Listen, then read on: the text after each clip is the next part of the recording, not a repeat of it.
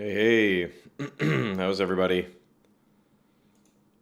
Let me know if let me know if the sound is okay. I think I might be a little high here, so I'll pull it down a little bit. Let me know if the sound is okay. Got a new setup, so this is actually a different camera, and I'm actually feeding the mic into the camera to make sure it's all synced properly. So just let me know if it sounds okay. If it doesn't sound okay, please let me know. If you can see me, if I sound like Day Bow Bow guy, let me know. Should be fine though.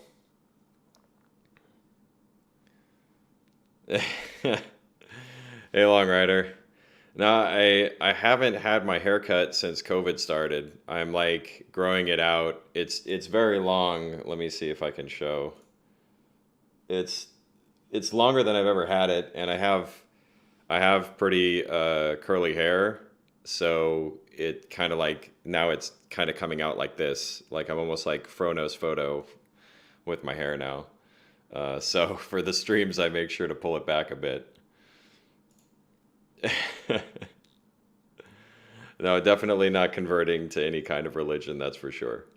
Um, no, it's just like my hair. It's funny because like my hair on the top, it kind of it grows slower than on the sides, and the sides are like they come out like this. Um, Maybe it's just me like getting thinner at the top, but uh, thanks, Cheap Eric. I think that's Cheap Ass Reviews who's changed his name, which is good. Am I right? I think one Cheap Eric, you used to have a different name. The XLR, if you don't know, XLR versus 3.5 millimeter, like XLR, it's hands down better. And the actually the preamps of the Pocket 4K are pretty damn good.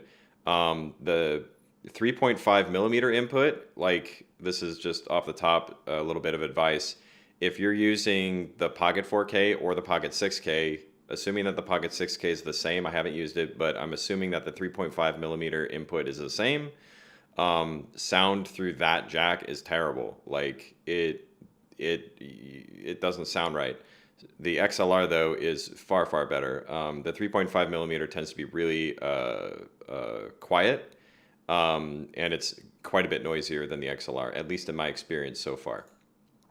I was using um, I was using like an external recorder before, but now I'm plugging straight into the camera. So, and then with my previous streams, I was taking the same mic and I was using a 3.5 millimeter to USB connector, and I found that this with the camera sounds. I think in my testing, it sounded way better. So I'm hoping that it sounds better for you all.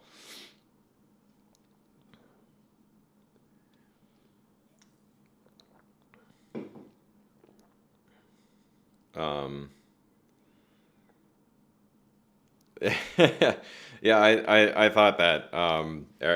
Eric, I'll just call you Eric now, until you change it, if you change it. But yeah, I mean, if you're just doing this like as a hobby and you don't mind it, then that's all good, man. It's just like when you have ass in there in your name, if you're trying to make money off of that, sometimes people might not want to not take it seriously. Um, So, yeah, today I will talk about the setup of the Pocket 4K for the streaming. I'll talk about the Elgato capture card. I have it set up where I can show you the custom LUT that I have loaded into the Pocket 4K so that you can see how I made it so you could do something similar yourself if you'd like. It's very simple. And I'll talk about some other stuff that I saw online, and then I'm gonna do some cool stuff with the camera. Let me see here. I'm gonna do some stuff with the camera because I do, I get the same kind of questions on a lot of my older videos, so it's a lot easier if I show you. But this is what's really cool with the Pocket 4K versus the XH1 setup that I was using before. With the XH1, and really from my experience, like not using the Elgato or whatever, I think it would be different now. But with the way that I had it set up before was I had to kind of like mess with stuff and then plug it all back in and then see if it worked and then, kind of guess and check my way through it. But with the Pocket 4K, I can just, put in the LUT. I just do a recording, put in the LUT, and then when it's up on my little tripod here, I can actually do stuff like this. Look at that. And then I can change the ISO like that. So I will show you a couple things with ISO because there are people still asking like the same kinds of questions that I'd gone over before with how this camera works and with clipped highlights and stuff like that. So I will show you that with the camera here so you can see it with your own eyes instead of having to, guess or even look at my older video that shows pretty much the same thing. So it's actually really cool because if you're doing like broadcast stuff with this camera, you can have remote control with it. I'm using let me look at the name. It's called Blackmagic Pocket Control. The only thing that kind of sucks about it is, oops, go back. The only thing that kind of sucks about this thing is that the zoom and focus feature only really works with, at least in my experience, it only really works with Micro Four Thirds glass. I've got it to work fine with that, but I think there's something with like not having enough power or whatever it is, but the focus feature doesn't really work. I haven't gotten it to work at all with either the Sigma 18-35 or the 50-100. And then the zooming feature, I've never got that to work at all. So, and the autofocus feature on this, so you can see it, like it has all this stuff on there. Most of it doesn't work in my experience. Not with the Metabones thing. With Micro Four Thirds glass, it works fine. In fact, with Micro Four Thirds glass, you can do rack focuses with it, which is pretty cool. You could change the codec and the quality. I don't know if you guys see that, but you can choose whatever's in there. You can I can actually do this live. Watch this. Check this out. Wait a minute. Is it gonna do it? Yeah, there it goes. So I can like have it crop in. They can go back. So you can do it. I can do all this stuff live now. If you guys have questions about the camera, some of it I don't have access to through the app, but other things I do. So do I have the nucleus on it? I do not have the nucleus on it. The nucleus is in its box. I don't really feel the need to have it for this because, I mean, maybe if you guys want me to do something with it for another stream, I could probably have it rigged up. But I kind of try to not use stuff like that if I don't have to, because it does take more effort to like set everything up. Yeah, so I'm going to show later some stuff with that, but I will go over how I have this all set up just in case you want to do it. How you doing in Motion VFX? I was talking with you earlier. Good to see you.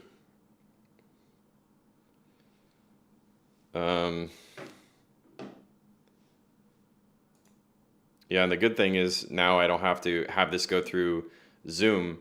So, because the way that the XH1 was working is with the XH1, there's a couple things. So I want to talk about this like off the bat because making this change is important for me because I really like the Pocket Cams better than any of the other cams I've had for video. So the first thing is with the XH1 and really the other Fujifilm systems, the way that they figured out, I guess, how to do it where you could use it as a webcam without additional capture cards and stuff like that was essentially using the tethering technology, but it was like kind of weird how it would work. Like I said before, you'd have to like have everything set up and then you feed it in to the computer, and then you turn on the camera, and then it would, feed it in. There were a few issues that I had with that. The major problem is that if I wanted to change anything on the camera, like first of all, I didn't have a flip screen, so I couldn't see myself at all, which makes it harder. And then um, uh, to make any changes, you'd have to actually unconnect everything because it was expecting. My understanding is that the software is expecting you to use the remote software to like change it, but you couldn't do that in Zoom or in whatever. And then OBS wouldn't recognize the Fuji camera as a camera, so it was kind of annoying. So I've been waiting like, dude, I was waiting. I think I was on the list for about 6 months. It was since I wanted to get like I wanted to use a Pocket 4K for live streaming. I was like, I want to get it, but that's right when COVID hit, and I was just waiting, waiting, waiting, waiting because everybody wanted a capture card at that point. And I know that the Pocket 4K does not send a 4K signal out through HDMI, but the Elgatos, I'd seen what they could do, and they're like just a little dongle. They're not like a whole other, box and all this other kind of stuff. And then the quality out of it was really good. And then also, if I wanted to do 4K at some point at another time, I could do that with a camera that does output 4K. So I figured might as well wait for the same price, get a, basically for the same price, a, I could get a better, I could get a better capture card that was capable of more stuff, and like the prices were going through the roof. Like there were off-brand like names I'd never heard of that were like $90, $100, and this one was pretty cheap. So for what it is, and it's by Corsair. Like the Elgatos are by Corsair, and they make all kinds of other electronics for computers and stuff. So I felt more comfortable with that. So, hey, Steve, you made it. Good to see you, Steve. So later on I will go through more of that and how I set it up, and I'll like I'll do a screen share so I can show you how I'm setting it up in OBS. Because if you don't know some of these things, it might look weird. Like you'll go through all the effort of doing your LUTs and everything, and then when you look at it, it won't look right. So I'll show you that. Somebody might correct me on a couple things because I just got it, the other day and got it working. So if there's anything I missed, let me know, but I'll show you what I have for now. And then I'll go over the custom LUT that I made. If you can't tell, really, I didn't, do anything that's super, super creative because I'm not really a huge fan of that kind of thing for stuff like this. But if you can tell, like compared to the Fuji, it should be obvious that there's a pretty big difference in the way that it looks. This looks more like me than the Fuji. And the Fuji, even when I would get the white balance pretty much correct with the different color profiles, it just wouldn't look right. So it's kind of weird.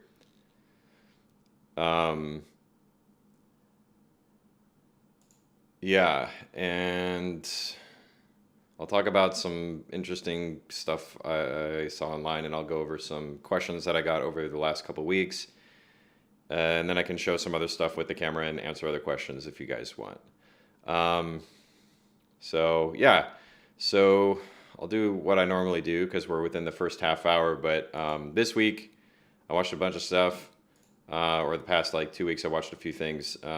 So first of all, I watched. Let me make sure I got the name of this right. I should have done that earlier, but yeah, it's called Fear City, New York versus the Mafia. I'm pretty sure that Long Rider has already seen that on Netflix.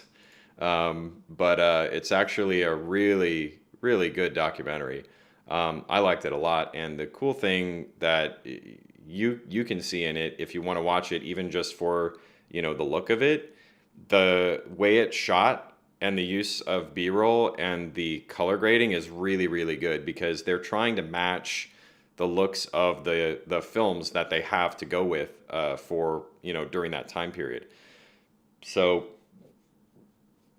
I was actually really impressed by the look of it. It looks really, really good. That's the kind of thing, if you're trying to do something that looks, like film, that looks more like film than a lot of stuff that I see people try to do.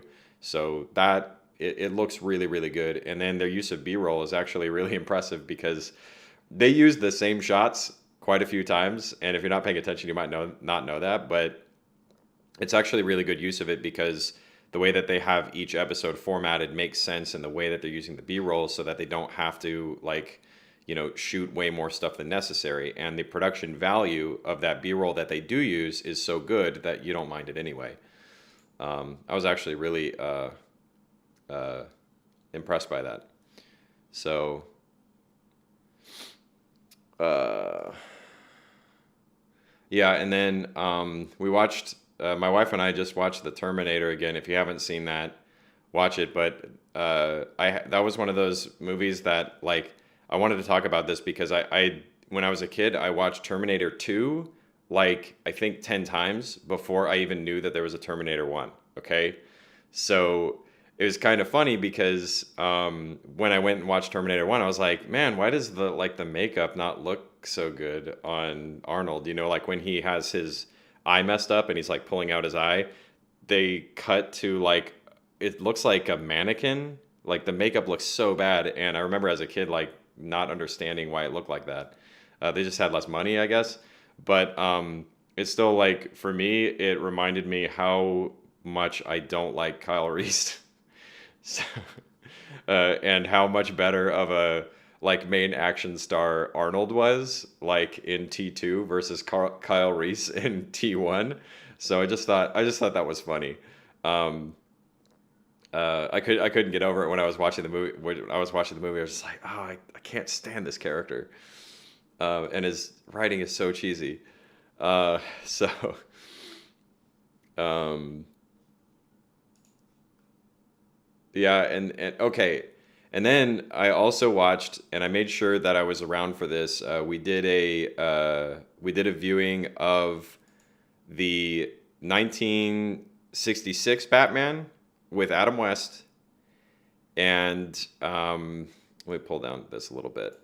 We watched the 1966 Batman with Adam West, and we watched the '89 Batman, which is a Tim Burton one.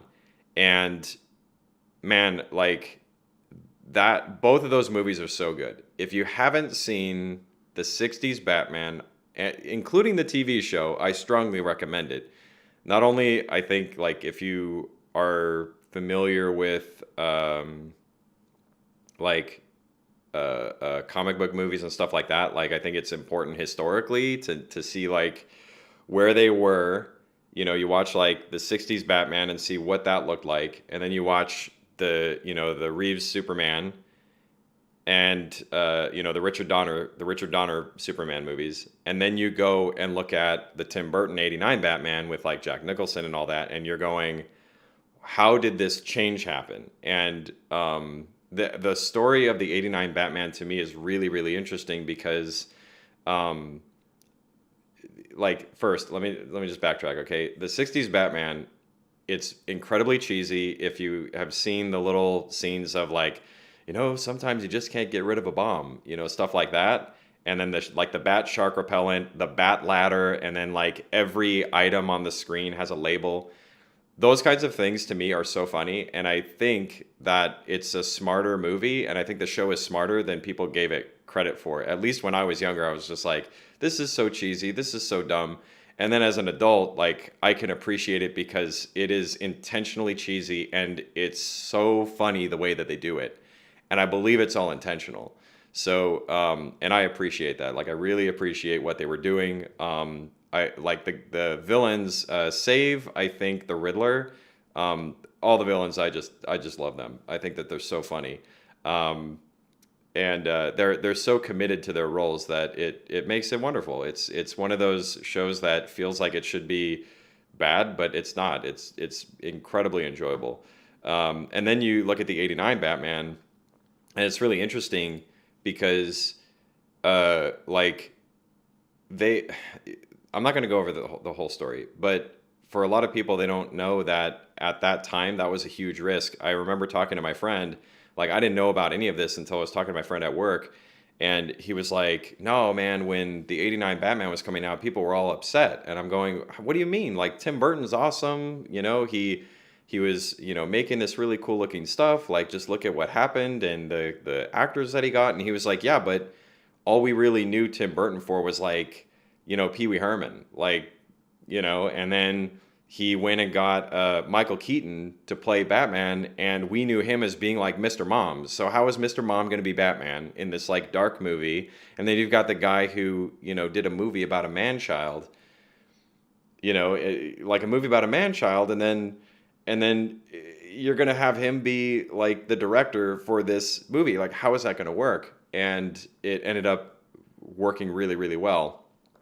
So, um, it's yeah, it's hard for me to explain how much I love both of those movies. Like they're both very, very enjoyable. If you haven't seen either of those, I strongly recommend it. I'd be like, "What are you doing? Stop watching the stream right now. Go watch those movies." Um, I mean, I think I watched the '89 Batman like so many times. My brother and I, we had it where like we had the whole opening memorized, because like there was this whole thing about like Daffy and Bugs Bunny, and they were hanging out with the logo, like the Warner Brothers logo, and they kept telling you to buy a Warner Brothers ball cap.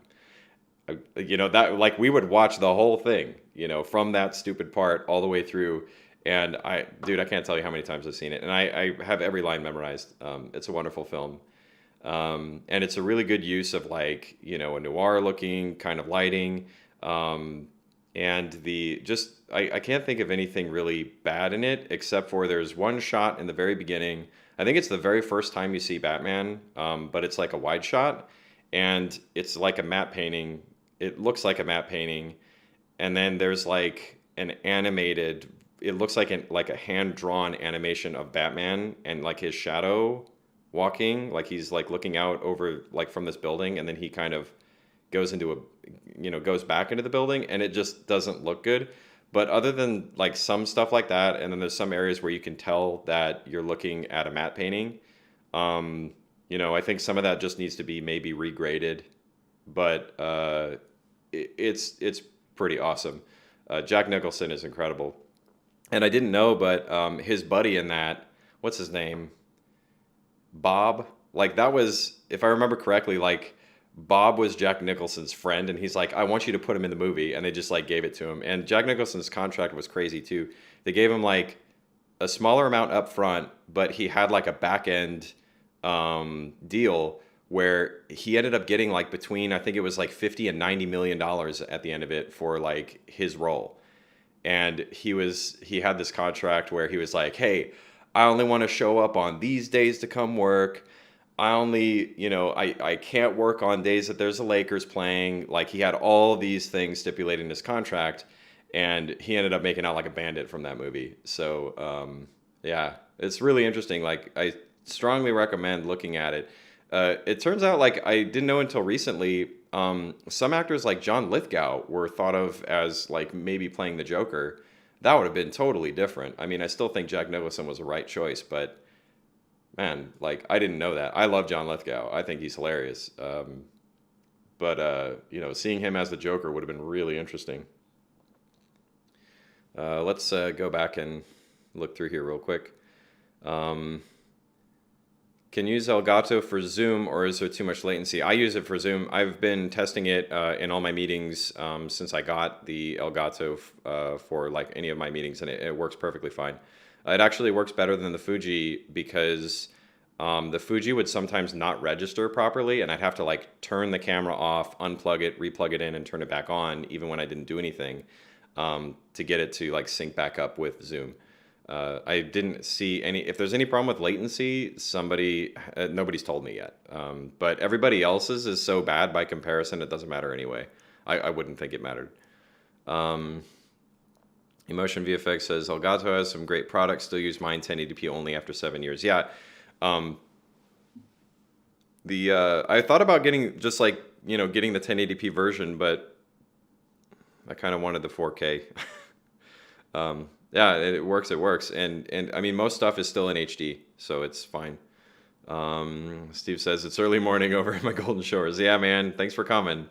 Uh, One Sheep Eric says an emotion me to have Game Capture HD. Just occurred to me I could hook up the BMPCC 4K. Yeah, you probably could. As long as it can take the signal, then it will work fine. You have some interesting taste in films. Which ones, Steve? Because I've given quite a few lists of films that I really, really like. Let me. You'll have to tell me which films, and by interesting, define it. Eric says I saw Terminator 2 is top 50 on IMDb. Need to rewatch it. Didn't realize it was so well reviewed. Yeah. I think Terminator 2 only has one problem, and it's the actor who plays John Connor. He's terrible in every sense of it. He's just awful, and it's not his fault. He's a kid. It's the casting. It's the casting director's fault, and it's the director's fault. He should not have been in that film, my opinion. I really don't think he's very good. But what are you gonna do?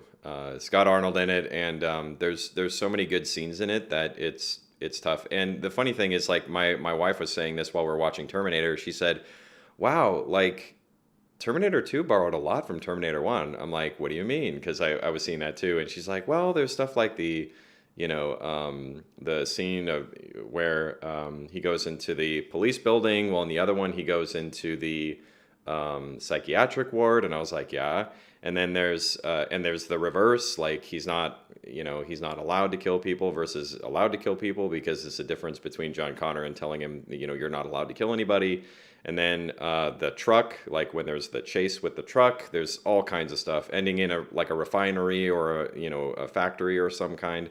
That's all. It's kind of like the same movie done over again, but better, which a lot of times is what a sequel is anyway. I think it's on Terminator 2 is one of the best sequels ever made, kind of situation. To me, it is.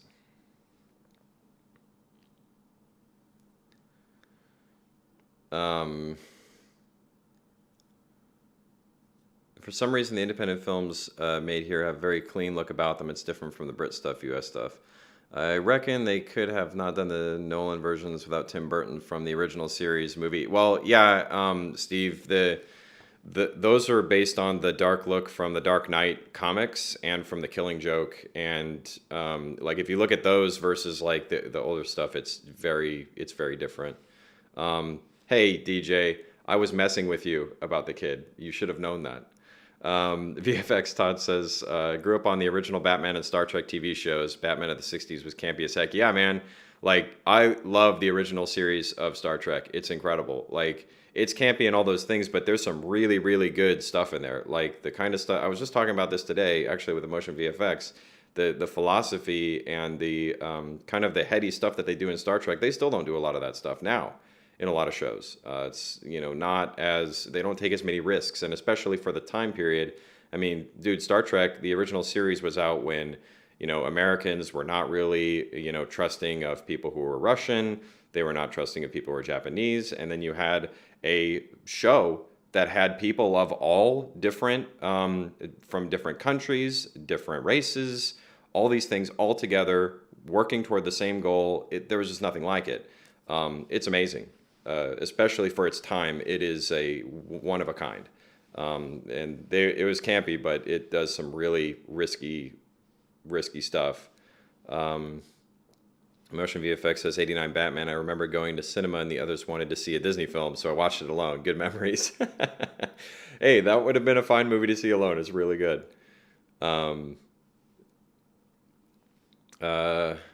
Eric says Batman Returns blows my mind with Danny DeVito as Penguin. So good, dude. Yeah. I hadn't seen like I have a thing in my head where like if there's a movie that I remember being really good as a kid, I try to avoid it as an adult because I don't want it ruined. But a lot of times I'm actually pleasantly surprised at how good it was, like or still is. Like Last Starfighter, I still love it, but like Batman Returns, I was like, I bought it on Blu-ray. and I had it in my hand, and like I had it in my hand several times, like on a movie night to watch, and I would keep putting it back in, keep putting it back, keep putting it back, and finally I was like, you know what, I'm gonna watch it. Dude, it's awesome. Like Danny DeVito as a penguin is so good, and it's so interesting because Danny DeVito in real life is not at all like that. He's incredible. Danny DeVito, hell of an actor, and yeah, I think he made that movie. Um, hey DJ. I watched a very interesting breakdown of Nolan's Interstellar the other day, how he attempted to link the known science of the fourth dimension into the script and visual narrative. I haven't, you know what? I haven't seen Interstellar yet. I need to see that. Um, and DJ, I did not lie this time. I lied to you before when I was messing with you about John Connor. Steve says John Connor character was bad. Agree. Great movie. um, Yeah, Aliens, pretty good sequel. Yeah. DJ says Tony Day I emailed you some renders. Alcohol ad in the glass render since you talked to me about product photography, etc. Not sure if you wanted to use that in this Q&A. We'll do that, DJ. Let's do that in another. Let's do that in another stream, maybe 2 weeks from now, because I do want to talk about that because the way that you render stuff like that, like if you could get a few different shots, I would really like to see that because I think that's probably the future of doing product photography and product videography in general is doing the kind of things you're doing because you can easily, instead of like, getting labels for like all the different flavors of a vodka or whatever it is, you could actually make the same, you could basically make the exact same video or the same images and just replace those, specific things like the labels or the color of the liquid and that kind of thing. And you have basically several different versions that you can do. So it's actually like the stuff that you do is incredible, and I would like to show everybody that. But yeah, let's do that in where you can actually answer questions on it. VFX Todd says, yeah, I saw the same breakdown in Interstellar. Yeah, I've got to see that. Last Starfighter is really good. Yep. Marco, if you're asking why I didn't watch Interstellar, it's just I didn't watch it. I can't tell you why. I don't like. There's so much stuff for me to watch that I don't remember why I choose sometimes to watch things and not. I think it was around the time there was that one where Matt Damon's on Mars or something, and I didn't want to see that. And then there was another one, I think it was called Gravity, that like the trailer looked funny, but it's supposed to be really good, so I couldn't tell you why. I just sometimes I don't watch stuff. Okay, let's see here. Okay, so let's get to the stuff. Okay, so if you noticed, I started off like this, but with the more people here, I'll kind of recap and then I'll move forward. So if you hadn't noticed, the stream looks different. And the reason it looks different is because I'm using the Pocket 4K now instead of using the Fuji X-H1. The reason why I wanted to use the Pocket 4K is, first of all, I like it better. I can create a custom LUT that goes in there, and someone had asked about that, and I'll go over that. I just like it better. That's all I really got. And then I can leave this set up for when I need to do like my webcam stuff, because I'll just say this: if you work in video production and you can't at least get something like this going on in your remote meetings, which you're gonna likely have to get used to doing, you're not gonna look serious, okay? You're not gonna look serious. And people will immediately respect you more if you go into a meeting with clients, with, like in my case, it's with faculty SMEs and with heads of departments and stuff like that. If you go into the meeting with the best looking image out of everybody, even if it's only a little bit better as far as like color or whatever from some people, because a lot of people are starting to learn how to use this stuff. But if your image looks better than everybody else's, they will take notice. We had DJ and I had a meeting with I forget how many people. It was like 5 or 6 people, and the first comment, one of the first comments from the one of the guys leading the project was, "Wow, like your image looks awesome on your camera. How'd you do that?" Okay, so like, and mine isn't even the greatest thing. I'm not trying to say how great I am or anything like that. I'm trying to tell you that you need to change with the times. Like, get a good quality image so that you can do your meetings and whatever content you want to do, or especially like a visual meeting with a client. Like, I'm pretty sure they would rather have a visual meeting with you rather than a phone call. And if you can do that and you can show them that you know are taking it seriously, I think it goes a long way. And I've been doing that also with my meetings with faculty SMEs, and they notice too. Okay, I actually had a full conversation with a faculty SME about this, helping them figure out how to make their stuff look better too. So even if you want to use this to sell a different product, which would be, a consultation or even setting up home studios, you can do that. Anyway, kind of like segued. But anyway, I'm using this through an HDMI cable, and then that goes into an Elgato 4K link. So I'll link you the product here. Nobody paid me. It's the Elgato Camlink 4K. Let's see here. Yeah, see, they're already out. This is from B&H, but you could find it. Let me make sure this is the right one. Yeah. So that's the link. Yeah, so that's the link. And if you look, they're unavailable. Okay. So also, this image is very misleading on the cover. It's actually bigger than you think it is. It's like a little bit fatter, and you probably want to maybe use something to help brace it so it doesn't put stress on your USB. But this is what I'm using, and it works flawlessly, at least so far. I've used it for as long as I've had it. I don't remember when I got it. I think it was earlier this week or last week, whenever. And I've tested it for hours, and it works perfectly fine. Strongly recommended. It doesn't mean that there's not other ones that can work, but for the Pocket 4K or any other camera that's not going to let you just directly put into the computer, you're going to need to get some kind of capture card like this.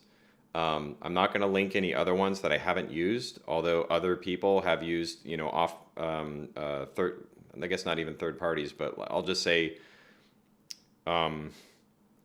off brands, because the brands like usually don't exist outside of making like a singular product, and usually they all like are the same product with a different name.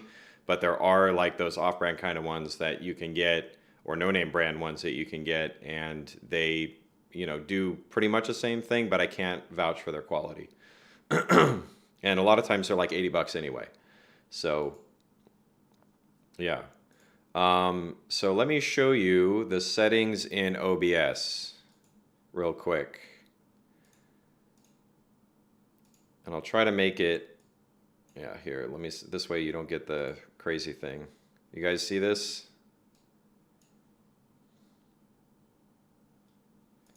So once you start seeing this, the resolution and all this stuff, it should be like the device default and all that kind of stuff. The frames per second should just be set to match.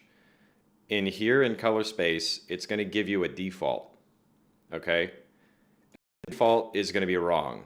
Like, it will have like this reddish tint. At least in my case, it's like a reddish tint. That default is going to be 601. You want it to be 709.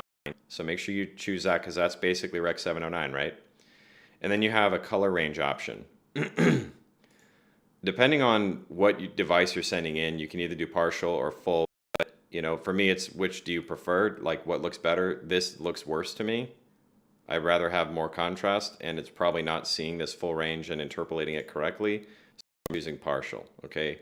And the default should be partial as well. So, okay, and that's all I am doing in my settings here to get the picture onto here and to have it look the way it's supposed to, okay? Hope that made sense. Let me make sure you guys all saw that. I hope you guys could see the text on there. I can't tell if it's compressed too much, if you're unable to see it or whatever. But that's the way I have it set up in OBS.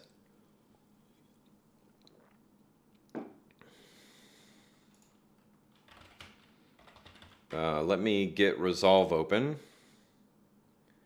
and then I can show you how I did the grade for the LUT. And I'm going to talk about this a bit because I've been on the Facebook pages for like the Pocket 4K and 6K groups, and there's some really weird stuff going on. Like there are people saying things that make no sense. So I'll explain a bit in a second when I get this open, but let me get this real quick. This one. And yeah, okay.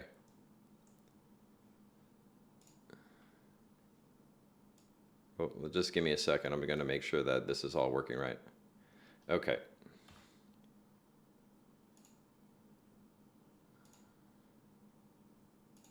Okay, so you should be able to see this. I'm just going to check real quick that all of this is properly showed.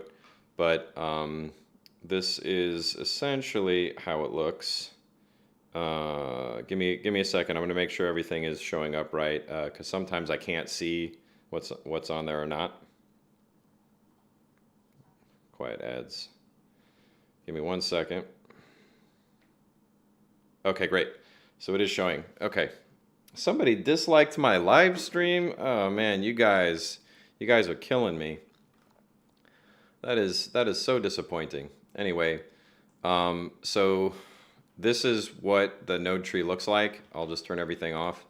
In here, in these settings, I just set the color temperature and all that. Left it at ISO 400, and this is using Gen 4 because the way that I do things is using color space transforms, and there's no Gen 5 yet, and this is using the beta still. Yeah, so here I've got a color space transform going from Gen 4 into red wide gamut RGB and red log 3G10.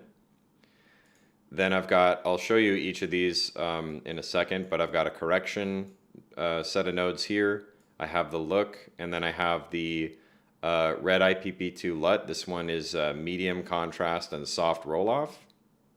So then I'll turn it back on, and then I'll just turn on and off each thing. So this is just the LUT the way that it exists normally. And the thing is that sometimes with the contrast, I just want to make sure that, because sometimes like if it's brighter outside or if it's darker, you know, I don't want the contrast to get too crazy. So in the correction, I'll show this. I used a color checker to adjust the colors to make it look right. And then I used this to adjust my contrast and exposure. Then I corrected my hues a bit more to make sure that they were pointing in the right direction. And then I balanced black. Okay? I'm not going to go through in great detail all of this. I guess I could. Let me see if there's anything in the chat.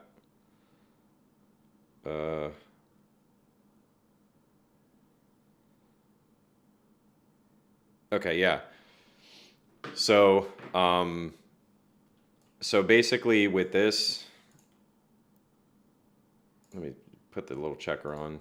Like it was on a different frame, but basically you just frame that up and do the auto check. And here's what I did here. I use red. So then with this hue correction, it's just to get things put the right way. Even reds like the red wide gamut RGB and all that, when you color correct it, this blue check card tends to get pulled towards cyan. So I just kind of bring it back to where it's supposed to be. You won't see that in a lot of stuff, but I see it, especially in blues that I'll show you in a minute. Um, so I can show you the results. And then especially the green, you want that, like, usually it's over here. Let me show you. See how far over green goes? Okay. And then balancing the blacks. And then here with the look, all I did, it's not huge, but if you look in here in the darker areas, I just cooled them down because with the pocket camera, especially, it kind of adds like a warmth. The 4K specifically, there's usually like a redness or a warmth in the shadows. So this kind of counteracts that issue. So I'll show you what I did in here. It's very simple. I just took the shadows. Yeah. So I just took the shadows and I pushed some blue into it. And then in the mids, I just pushed some orange. Okay. So it's basically like a little bit of teal, a little bit of orange, and then added in a Luma sat curve that increases saturation in the shadows and then decreases saturation in the highlights like this. Okay. And then you got the LUT. Now, the reason I'm showing you all of this is because there was a really funny comment. The comment was somebody was asking, why is it that when I do like certain nodes, they were doing stuff like these blurs and things like that. How is it that my halations or my blurs or these special things aren't being added into the LUT? And somebody answered, well, you have to put all of your stuff into one or two nodes. That a LUT, when it's generated, cannot deal with having more than two nodes. And I'm like, what is this person talking about? Because the way that I do any LUT usually has at least two nodes. It's these two. Like I have a LUT and like a color space transform in there. And then like in this correction node, there's 4. And in this look node, there's 3. So I'm like, what is this person talking about? Basically, sometimes people don't know what they're doing. Here's the LUT, okay? This is my live version 5, okay? And if you look here, it's the same. Okay, the LUT works, and it has a ton of nodes, so I don't know what this person was talking about, but they don't know what they're talking about, okay? See that? The picture's not different, okay? So you can do more than 2 nodes to make a LUT. If anyone's telling you you need to put it in only 2 nodes, that's not correct in any sense of the word. Okay. So let's check the chat. Everyone, let's see. People talking about Memento. Still waiting for Tenet to come online release. Yeah, I want to see that too. I'm not going into a theater though. I get you, but all the movies mentioned are worth the time. Yeah, I know, Marco. Like I just haven't seen it. Steve says, "Hey, Gravity's VFX was all done in my hometown." Oh yeah, cool, man. Gravity is on my list of movies to watch, on a very long list of movies to watch. I just, for some reason I get around to watching Mac and Me for the 50th time, but for some reason I don't get to Gravity. Speaking of that, I'm going to be watching a double feature, Mac and Me and Nuki. That'll be fun. Yeah, I will watch Gravity. I will eventually. I just haven't done it. Everyone offset the dislike with a like. Yeah, dude. I just, the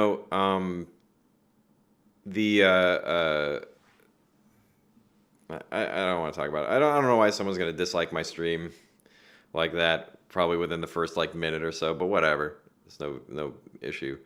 Eric says people that are saying things that make no sense. I've seen people suggesting LUT in OBS sounded like a bad idea. Processor power also grading whatever you get out of HDMI, not the higher bitrate. Well, like you can do a little bit of work with whatever is being fed into OBS, but it's not as good as just making your own LUT. Tony, you should set up quick keys in OBS. You can use numpad to switch between scenes. Um, yeah, I just haven't done it. I'll look into that though. Sometimes like if you've ever done like anything live before, sometimes you're just not thinking and you do it the slow way because you want to show something. And if I do quick keys, sometimes you might not see everything, and I don't want to look like I'm hiding anything. I've heard people say that to me before, like, oh, you should click this thing instead of this thing. And it's like sometimes I do when I'm just doing my work and I'm just in work mode, but when I'm in this, I'm kind of like in a performance mode. So I'm not like I might have that. I'm just not using. I might have those kind of quick keys available. I just might not be using them. Mac and Me is a masterpiece. Yeah, dude, Mac and Me is incredible. It is. It is quite amazing. It's quite amazing.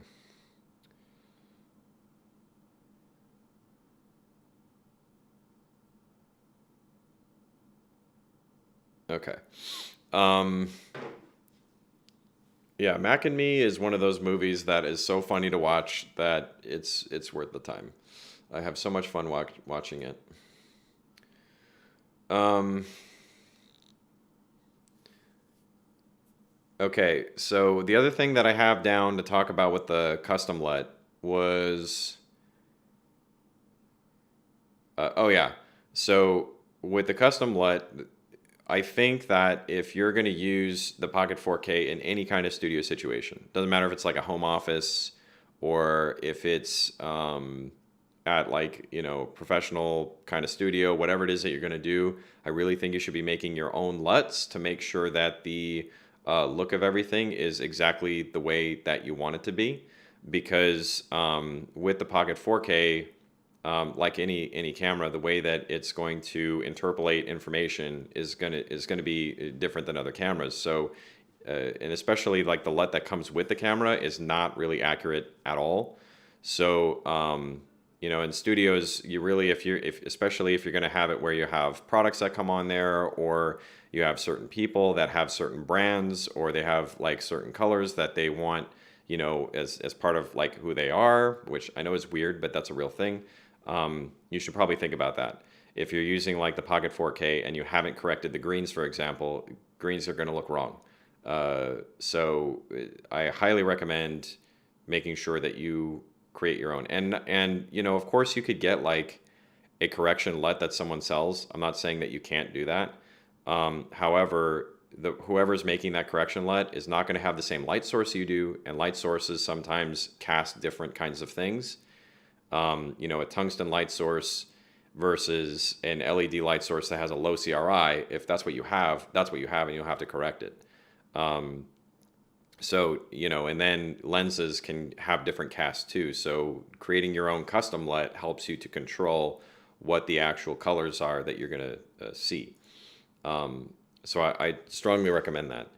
Um, I know the reason why I'm talking about this, I'll talk about it in a second, but it's because a lot of people that I've seen kind of discussing LUTs and color correction and color grading, when they first get the camera, they go like, where do I go to buy something to correct my footage or to make it look a certain way?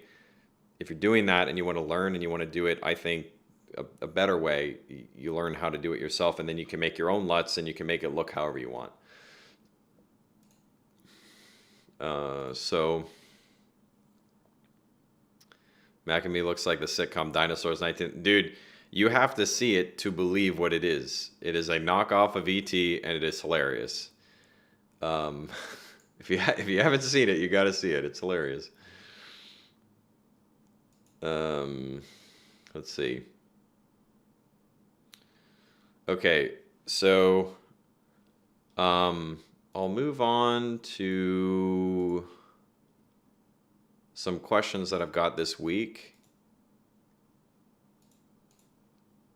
Actually, you know what?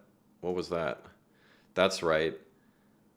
Um, Fujifilm made an f1, like a 33 millimeter f1 lens. I do not understand that.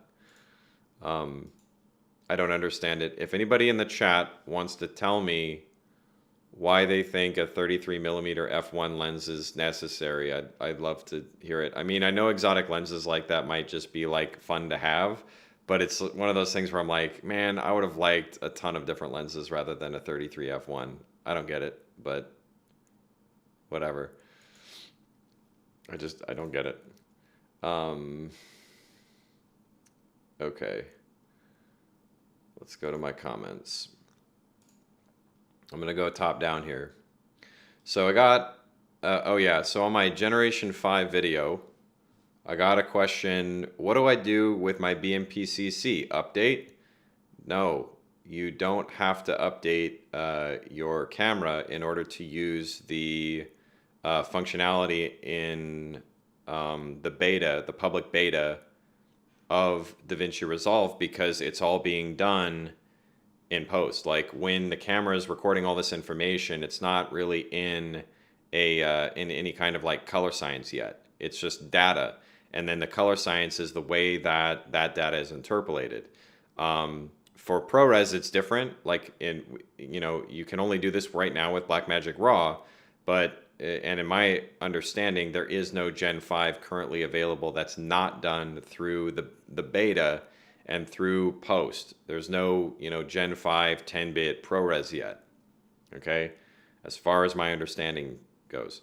So for right now, if you want to experiment with Gen 5, you need to get the public beta, and you do not have to update your camera for it. Okay. And I got this question a lot. Why is it when I open Resolve, I can't change Generation 5, it's grayed out? If you watch the video, I tell you that you need to download the public beta, okay? So what a lot of people are doing is they'll download the most recent version, excuse me, I got an itch. They'll download the most recent version of the program that's not the public beta. You have to download the most recent public beta in order to get access to the Generation 5 color science. If you don't do that, you're not going to get it. Okay?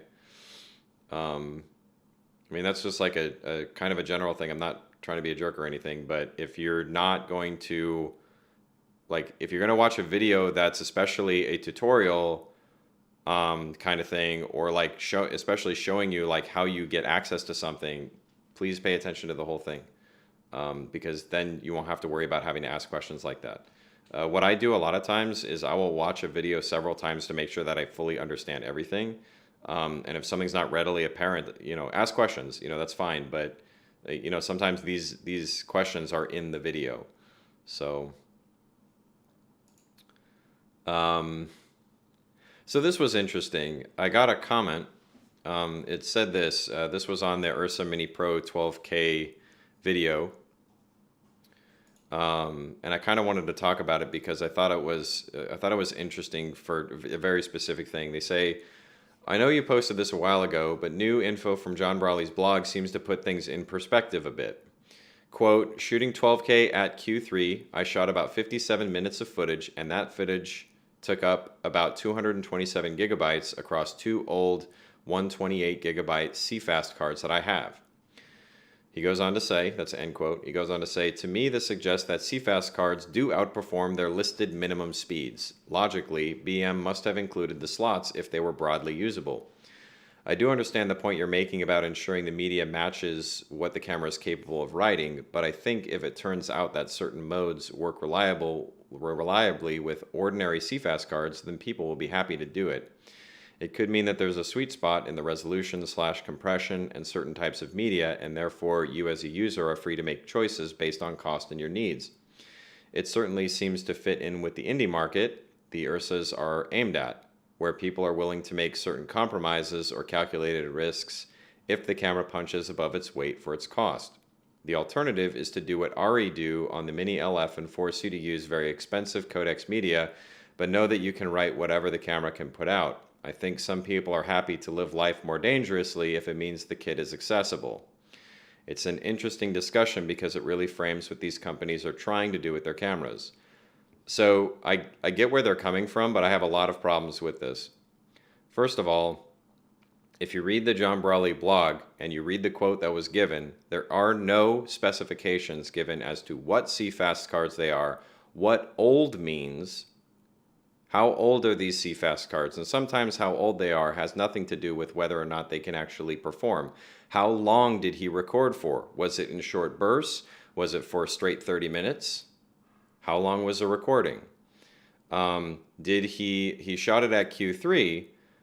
But if you see, John Brawley did this shoot where he was out at the beach and he shot like sunsets, which are good for a lot of reasons. I'm not really going to go into that, but I want to talk about this argument. So, 57 minutes of footage at the beach where there's not a whole lot of detail in those clouds and everything. Well, if you've ever used Q, the Q5 or Q0 and this new Q3 is what I want. But if you've used the different quality settings for Blackmagic Raw, what you'll notice is that depending on how much information is in the scene, you're either going to, be well below what you'd expect the data rate to be, or you're going to be way up on the upper echelon. Like Q0 can go up to 2.1 compression, but can go as low as 5.1. So if your CFast card can go like right above 5.1 compression, right? Like it can take that level of compression, but it can't go above like a 3.1 compression. But there's hardly any detail in the scene. You're going to think, oh, well, Q0, there's nothing wrong with Q0. It'll be easy. But then when you shoot a scene that's highly, highly detailed with a lot of motion, you might go up to that upper end and have a bunch of drop frames or have a bunch of stalls in your recording because it actually can't do that. So this doesn't mean anything. Okay, this quote actually doesn't mean anything. Okay, you can't use it as proof that, any CFast card is going to work properly with this Q3 in every situation. There's no way to know that. And not only that, but you don't know how long it's going to take. Maybe he shot for, again, very short bursts. Was Q3, was it 60p? Was it 30p? Was it 24p? Was it 120p? What was the frame rate? And then also, did he do the split recording where it was kind of like doing half the frames on one card and half the frames on the other card? It doesn't say that. Okay, so this is very poor argumentation is all I'm saying. Okay, like this quote doesn't really mean anything. It doesn't mean that you're not going to have a problem recording Q3 at 12K with this camera. It means that he didn't have a problem shooting under the very vague conditions that he shot it under during that time period. Okay, and I respect John Brawley a lot. He didn't make this argument. This other person is using his words to make an argument. Okay, so it doesn't suggest that CFast cards outperform their listed minimum speeds because you don't know what those CFast cards even said. So you couldn't even know that. There's no way for you to know that based on this information. And also, their listed minimum speeds for how long. That's one of the main things. If you have a card that can record over its listed minimum speed for 1 second, but every shot that you're going to take is over 10 seconds, then that's completely irrelevant. You need a faster card. And then saying logically, BM must have included the slots if they were broadly usable. Well, obviously.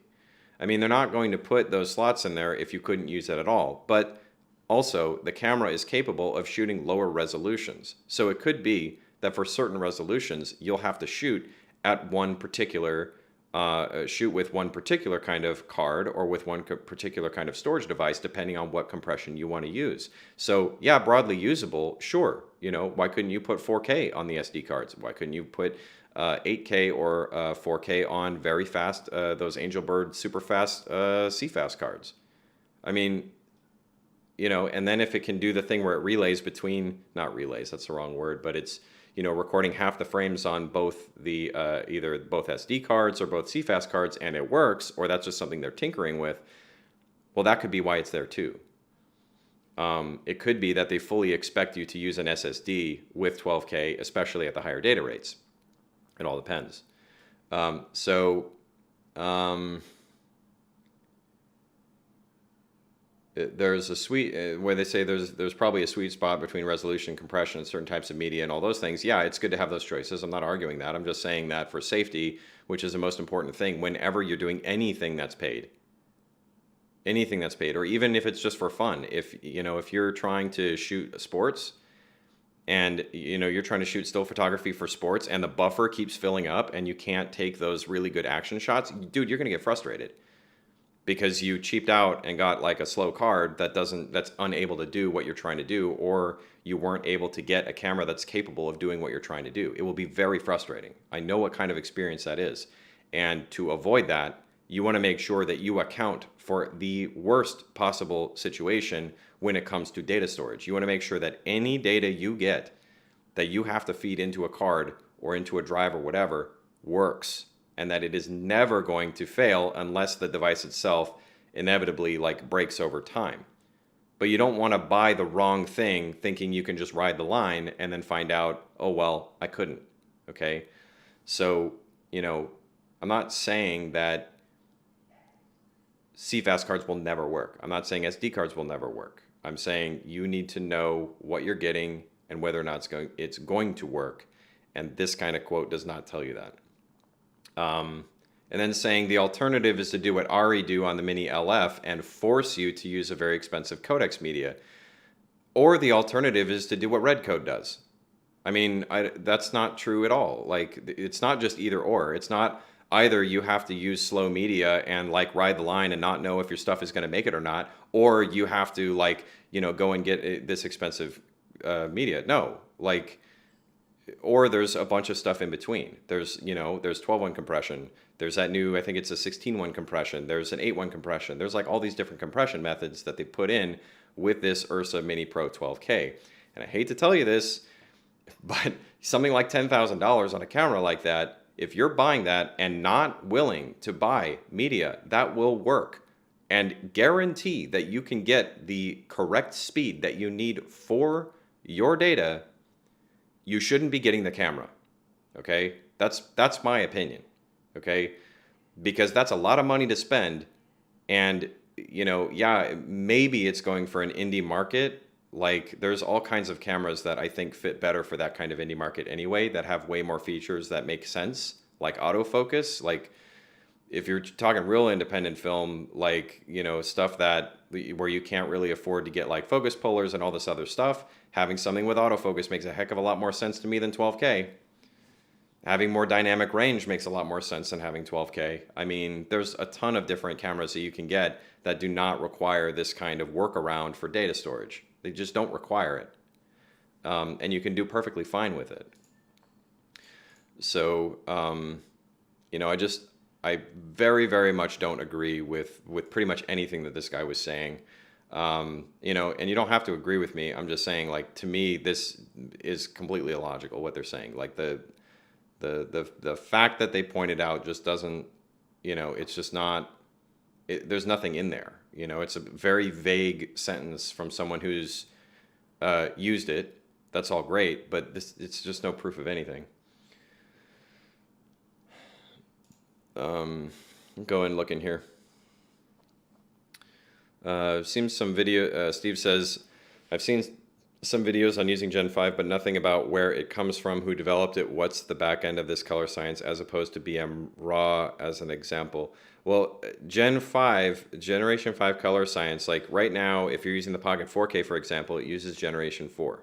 Okay, so the Generation 4 color science, my understanding, okay, the Generation 4 color science was developed in a way that allows the most use of the dynamic range and colors in the camera in like that ProRes format. Because if you probably would have noticed this, if you've shot like an ARRI and you try to like get it into like, you shoot it in that ARRI log C and then you put it in like 10-bit 422 ProRes or something, when you stretch that out, it can really suck.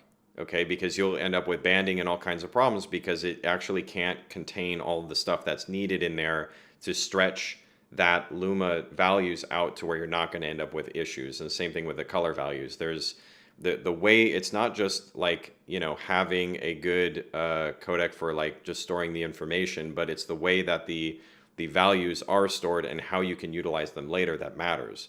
That's why with ARRI, they say you really should be shooting in like 12-bit, 444 kinds of codecs and RAW and stuff like that, because if you don't, you can end up with these issues. So that's my understanding of why Gen 4, when you look at it compared to something like ARRI log C or red wide gamut RGB and all these other kinds of ways of storing data, it can be very different, not only in the way that it functions, but also in the way that it just looks when you open up the file just naturally. So I think that's why Gen 4 is the way it is. So when people took Gen 4 and they tried to manually grade it, it doesn't operate in the same way that like ARRI log C or red wide gamut RGB or Canon log or any of these other ones really work. It's very different. Like people would blow out you know, areas that are brighter on the face because they didn't know how to map it in a way that didn't make it look like the skin was getting too hot, if that makes sense. And I try to show that in my Gen 5 video by just, you know, pulling the contrast up. You could see in Gen 4 that without really trying, I could make the skin look wrong, even though it really wasn't, not in the way that I shot it. And then in Gen 5, the biggest difference between, I think, Gen 4 and Gen 5 is that Gen 5 gives you more of that flatter, more log-looking starting point. So when you go and you increase contrast and you do a lot of this manual work, it will make it easier to make the midtones look good without worrying about, you know, that hotness on the highlights on the skin. Okay, it's hard for me to explain all that without like actually showing you. So let me actually, I should be able to just show you. Give me a second. Instead of like, I keep forgetting that I can actually show you all this stuff. Okay, give me a second to set this up.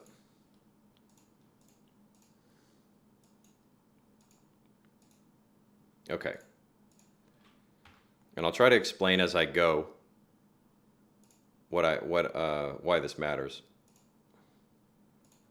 So here's me again. This is that same shot that I was showing before.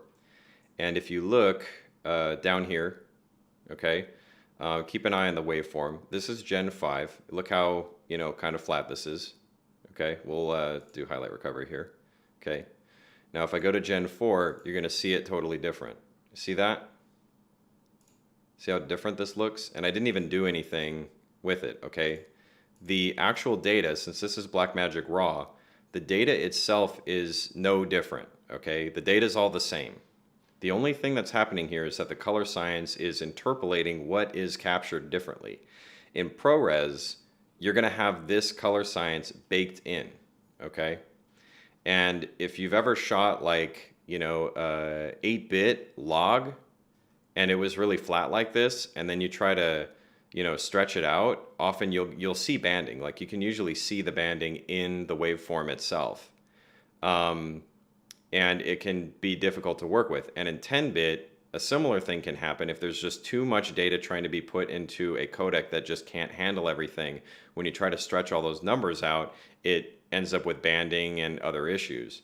So I think that's why, and someone will have to correct me, but if I remember correctly from the talks and the things I've seen from the color science representatives that are at Blackmagic Design, Gen 4 with all this data in here, the idea is that it's a lot easier to, once this is captured in say 10-bit ProRes, to take that and pull your gain back, you know, and kind of adjust these values instead of it starting super flat and having to stretch those values out, if that makes sense. Okay.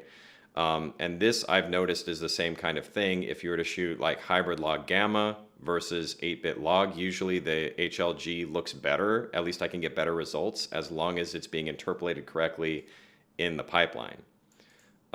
So let me just show you here what I meant about the hotness that you might see in the skin. So I'll just look here and here, and as I pull the contrast up, see how this hot spot really starts to, kind of poke you in the eye. That's how the best way that I explain when something just looks wrong or like it's distracting is it's like the visual equivalent of like poking you in the eye. So what Gen 5 does though, and I'll switch to it here, is it gives you a different kind of starting point where getting that hot spot to appear is a lot harder to do. Like basically once it starts to look wrong, you've obviously gone too far. But I can bring this contrast up quite a bit without this area getting too hot, if that makes sense. So the midtones are treated very differently. Even though the highlights are going up here, the midtones are not getting too high. Okay, so and my understanding, so far, this Gen 5 is only available in Blackmagic Raw. It may be the case where, Gen 5 will not cause issues with 10-bit ProRes, but it could be the case where it does. I don't know because we haven't seen that yet. But, I'm just trying to show you the difference here, at least as far as Luma goes. As far as the color information, I'll just show you that I do have use of those things as far as shortcuts. But with Gen 4 and Gen 5, I'll just reset all this, and let me actually get that information back, and then we will reset all these. And I'll actually duplicate this so I can show you. And this is in my Gen 5 video, but I just want to show it just in case you don't know. I'm going to go in here. The big difference between these is usually in a different area, but I'll show you how the color can look exactly the same. So I'm going to use ACES to show this. I'll use ACES AP1 and ACES CCT. And then here I'll use an ACES transform. We'll go from CCT to Rec 709. And I'll open up the vector scope. And then we'll do the same thing with this one. And we will go ACES AP1 and ACES CCT. And if I'm correct, yeah, see, look, okay. Wait a minute, Gen 5, there we go, okay. So if you look at the difference between these, even though Gen 5 and Gen 4, they're different color sciences here, when you look at this shot, there is no perceivable difference in the colors in any way. So, this is a way of doing your color management through ACES. You will see a difference, and this is not in this project file, so I don't have it. But the biggest difference in Gen 5 as far as a color is how clipped reds and blues and cyans especially are mapped back quite a lot when you're using something like ACES versus Gen 4 that doesn't really do it at all. So that would be the major difference in colors. But in a shot like this, you'll see no difference. I mean, if you look down here, that's the proof that there is no difference in the way that it interprets color for this kind of stuff. It's only in the stuff that goes like basically out of gamut for Rec 709 that gets pulled back, which I don't have right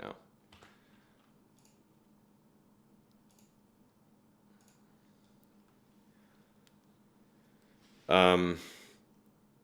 But as far as who developed it, it's Blackmagic Design. So, Blackmagic Design is responsible for doing that kind of stuff with their work. So, Eric says, yeah, have you watched some of the Ursa 12K sample videos? From the tests I've seen, doesn't look like you'll be able to zoom in 400%. Weird aliasing and soft. Still gonna buy 5. Yeah, I've seen videos with the 12K. The thing with that is, I think for me, the interesting thing that I saw about it was like in John Brawley's, he was saying that he hadn't done any grading. It was just like straight out of camera footage, which, you know, you're using a color profile. So, I mean, there's some kind of grade going on, but it's probably just the Rec 709 LUT that was being used. So I'm assuming that he didn't like go in and try to pull down highlights and try to make it look better. I'm assuming that that didn't happen because he said that. But and I'm not sure about the aliasing because I wasn't like pixel peeping it. When I was looking at the footage that I was seeing, what I was interested in was how either an HD or a 4K image looks different because that's still how most products are going to be delivered. I mean, this might be better for like 4K products, but HD, I mean, everybody watches things in HD. It's 4K that's still kind of trying to get more mainstream. Um, and what I saw with the sample footage was really interesting because it reminded me of uh, photographs, like a lot more micro contrast, a lot more details in just that at that micro level that you usually see in a detailed photo versus um, a uh, like a regular capture. And the fact that it wasn't, because like you can do the same thing. Like I'm not saying that you can't get that kind of thing without a 12K camera. It's just the fact that he said this is what it looks like out of camera that made me go, wow, that's actually pretty impressive. That's what I was seeing, and there was a richness to the image that I could see, but it's another one of those things where I ask like, okay, I see that, but can I achieve a similar result using a bunch of different methods? And I think you could. I would like to see how people use this footage and do other things that you can't do with other stuff, like, you know, cropping in 400% and it looking good, for example. The big thing for me is whether or not it can actually go from 12K to 4K capture without aliasing. If you have a video that shows that, please send it to my Gmail. It's in the About page on my YouTube channel. Please send it to me so I can look at it because I'd really like to know. Like, for me, I look at it and go, that camera's not going to be that useful for me as a 12K camera right now. It might be like for fun or something.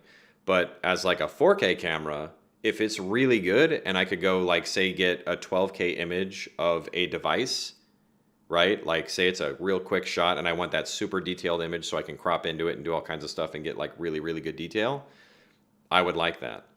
Um, but I would probably end up shooting most things in 4K. So, you know, if it's able to have an alias free image at 4K and, you know, not have to crop in, not, you know, do the super sampling or any of that, and it still be raw and it looks good, I want to see that. Like to me, that would be amazing because nobody, as far as I understand it, has been able to do that. To crop, to provide a raw capture at like 12K, 8K, 4K, HD, have no cropping, like you're not cropping into the sensor, and give a raw output. I've never seen that. So if I can see that and it looked good, I think that would be really good technology that's worth taking a closer look at. Um, Maybe they're not using the right compression. I'm not sure what you mean, Eric, because if you're talking about the comment about 12K that I was talking about, you know, I don't know. Dana Johnson says you're absolutely right, sir. I think you were talking about the 12K thing that I was discussing, but yeah. Thank you. Steve says, as a noob, I hope this is an okay question to ask. Which question, Steve? Did I answer your question? Please let me know if I did or did not answer your question so that I can be sure that I did it correctly.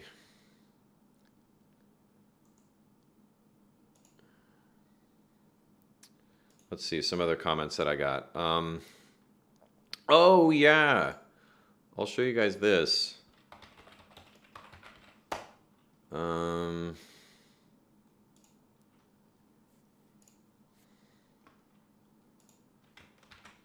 Let me get this ready.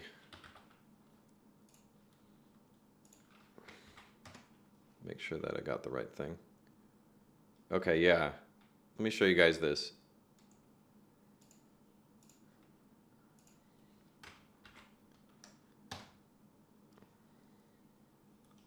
So that is an album. Usually I like replace that album with images that I've taken, and I haven't gone out to shoot photos seriously for a long time because of COVID, and I finally got out to do my favorite thing, which was go to the zoo and shoot photos. And I remember I was following somebody before who was a photographer, and I was learning from them, and I mentioned to them, I was like, hey man, can you talk about like zoo photography? And they just completely dismissed my comment. They're like, zoo photography, why would I ever want to do that? And I was just like kind of bummed about that.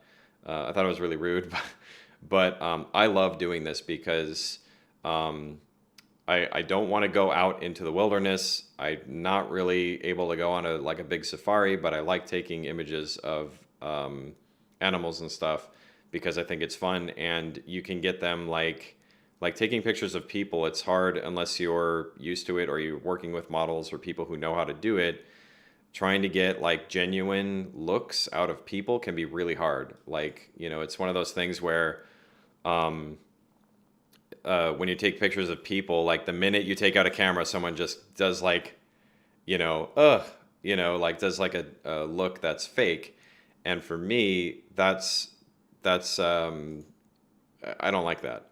So for me, animals can't really lie to you with their face like that, which is probably like why people like taking pictures of cats and dogs and all that, because whatever they do is like genuine. They don't know how to lie to you.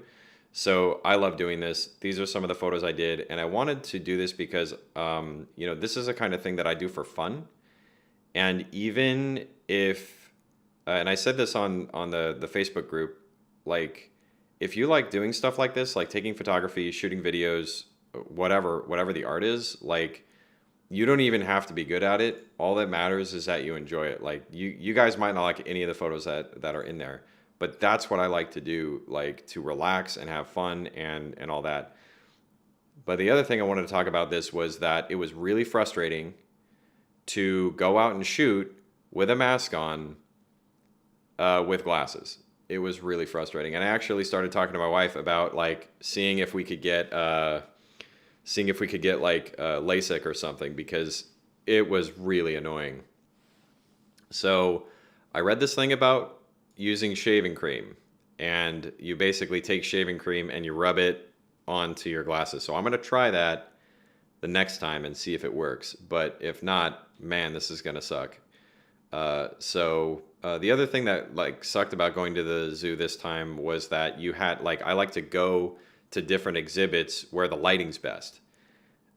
Because unless it's a day like this where it was pretty overcast, where the sun's location is, depending on where the exhibit is located, you're either going to get a good shot or it's going to be terrible.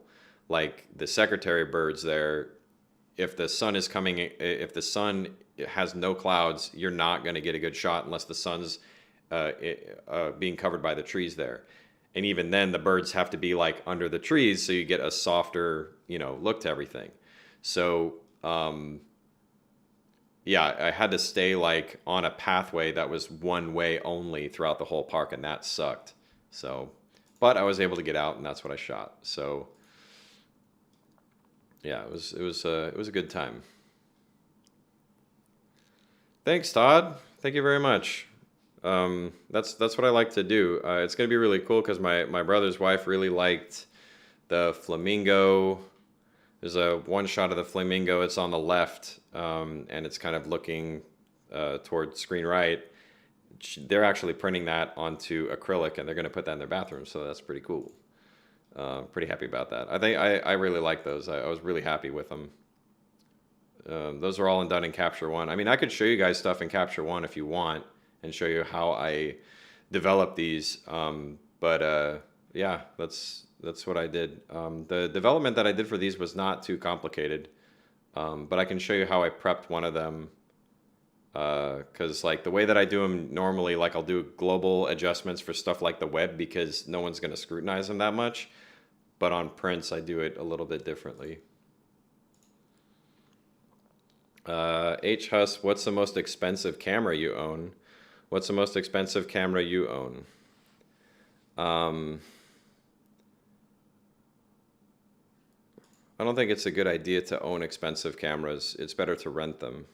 The most expensive camera I've rented were like, you know, Arri cams and Red cams, but I would never buy those. Steve says, yeah, the fogging is an issue. I get it in the cold here. I have no idea how to best address fogging glasses. In 5-degree weather, it's an issue. Yeah, I mean, this is just like, you know, out in, like, we had really good weather the past week, and it was like 75 degrees out, and it was just a nightmare. Like, I couldn't even see in front of my face. I just kept breathing fog into my glasses, and it was very irritating. But yeah, I'll bet like in the cold it's even worse. I got to figure out how to do it. I try the figure eight of the elastic around the ears. It does help a bit. Yeah, I will look into that. Emotion VFX says, I had to check the animal list of that zoo. Did you capture the snakes and reptiles there? I think that those are off exhibit right now because they're indoors. Like I didn't even think about it, but there are like at that. So like I'm used to, just a disclaimer, I'm from San Diego, so I'm used to like the San Diego Zoo, and there they have like their reptile house. It's open, and it's also like it's one of the best zoos in the world. And once you go to like, I've been to many zoos. Anytime I go to a new city, I try to go to the zoo there, and the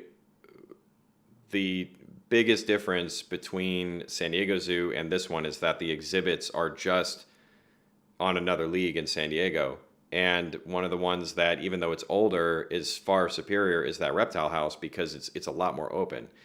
At this one, it's almost like they have more of like small enclosures. And I think because the reptile house was a lot more closed, like more people would have to fit into tighter spaces in that one. They had that entire zone blocked off. I didn't even think about it till right now, but I think that's why they did that. Like there's an area with other birds that I couldn't go through either, probably because it was really close quarters. So yeah, unfortunately, you can't even see all of them.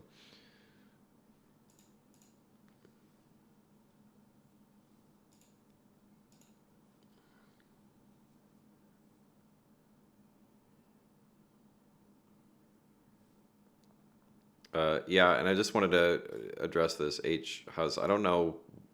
This is a weird question because, like, for me, especially the kind of things that I do, there's no reason for me to own expensive cameras or lenses. And those things often, if you really, like, I don't own a business, so there's no reason that I would really buy a camera like that.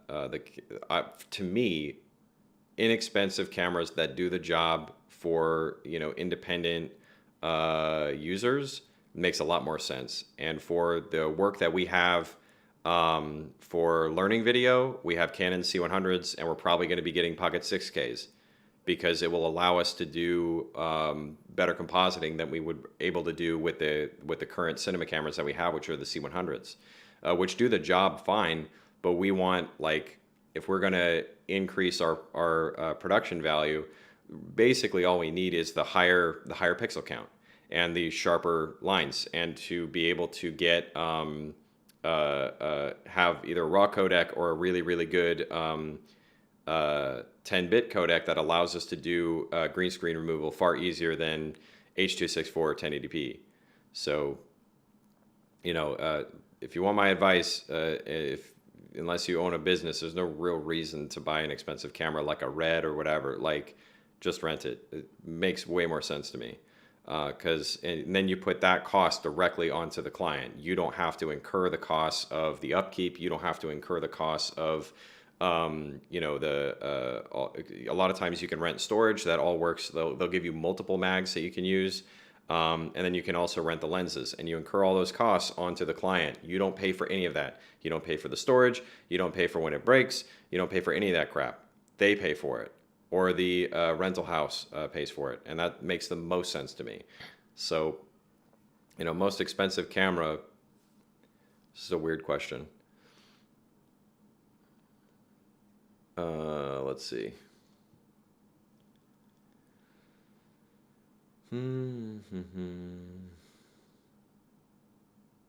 Oh, okay. So I got a question. This was on the Color Space Basics video. They said, I'm glad I found this. I understand so much better now, but I followed your instructions to a T. My DaVinci exports looks differently than my project when viewing in QuickTime. Important, in QuickTime, but I can get it to look exactly the same as my project when I select sRGB for color space and sRGB gamma tag. I'm using Sony a7 III. Footage was shot using S-Log2 S-Gamut. Should I be using the nodes workflow when choosing color space transforms? So the thing is that here's the number one problem, is that they're using QuickTime. Unless it's been solved recently, QuickTime would not play back Rec 709 from Resolve correctly. It wasn't really a Resolve problem, as far as I know it, because QuickTime was the only program not to play it back right. YouTube played it back fine. Vimeo played it back fine.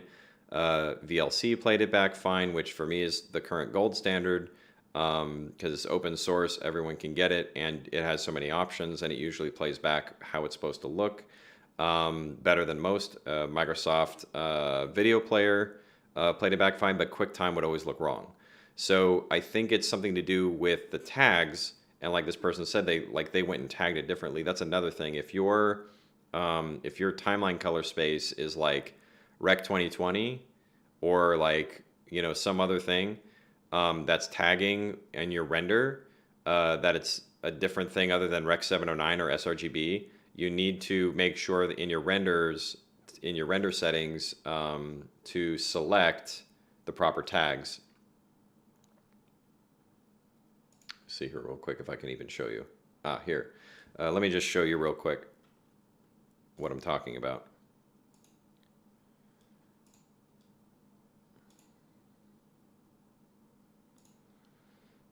So here, when you are, let's say you're going to go to H2, let's say it's a QuickTime H.264, whatever.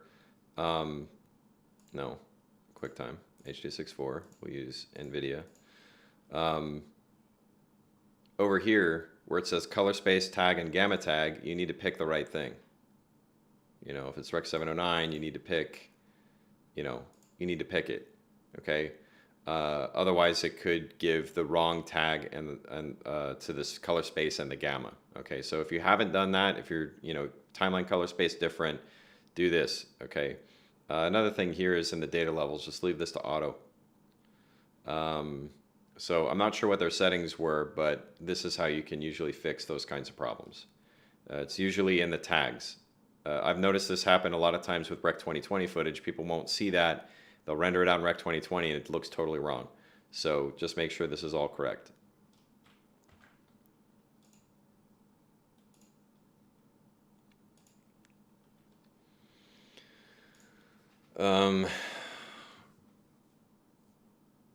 Okay.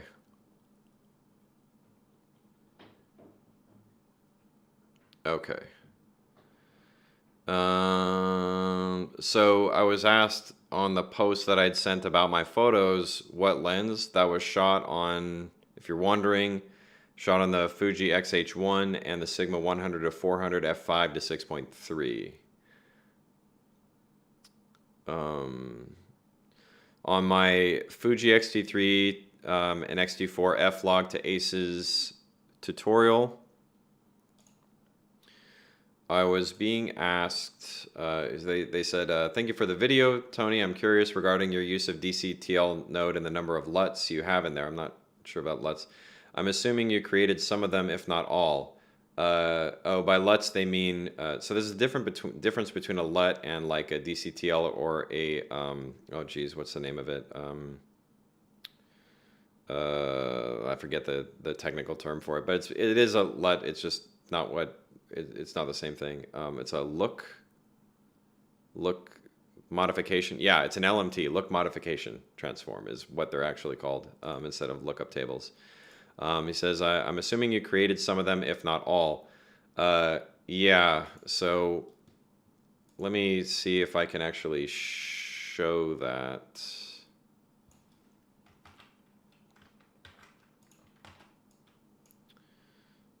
Let me get this set up real quick.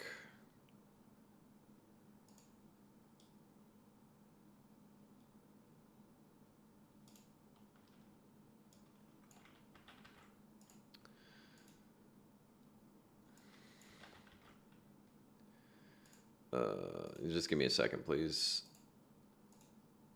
Okay. And then I need to find it in the folder. Yeah. So this way I can actually show you. I think I show in. I think I actually show in my video where to find this, but just in case you haven't seen it.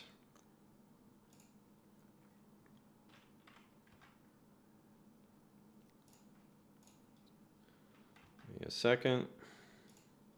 Okay. So what they're talking about is in my ACES video, I just doing here with Gen 4. Actually, any difference here? No. So basically, if you're doing ACES, I've got ACES AP1, ACES CCT, and then I have the ACES transform over here. I'll just label it real quick. So this is a DCTL. Actually, we'll reset it. So if you go over here, you can just do a search for DCTL, but this is where you'd get your LMTs. So in this DCTL list, there's like a bunch of different things that you can choose. And this is all the ones that I have in here. There's like these Academy and analytic ones and fixed highlights and all these other things. But most of them that I'm using are from Bald Avenger OFX, which I have shown before.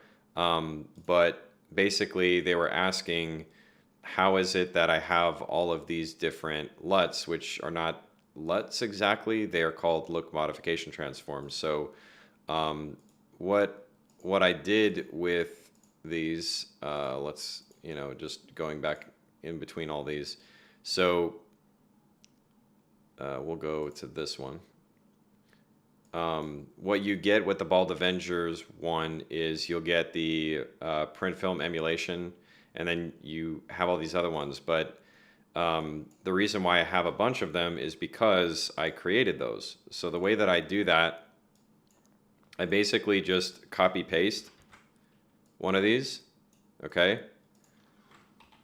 And then when I open the file, if you go into, your LUTs, you have your LUTs package here, you go into ACES DCTL, in here is where all your DCTLs are going to be, and then you can call it whatever you want, but I just, leave this LMT part the same, and then rename the tail.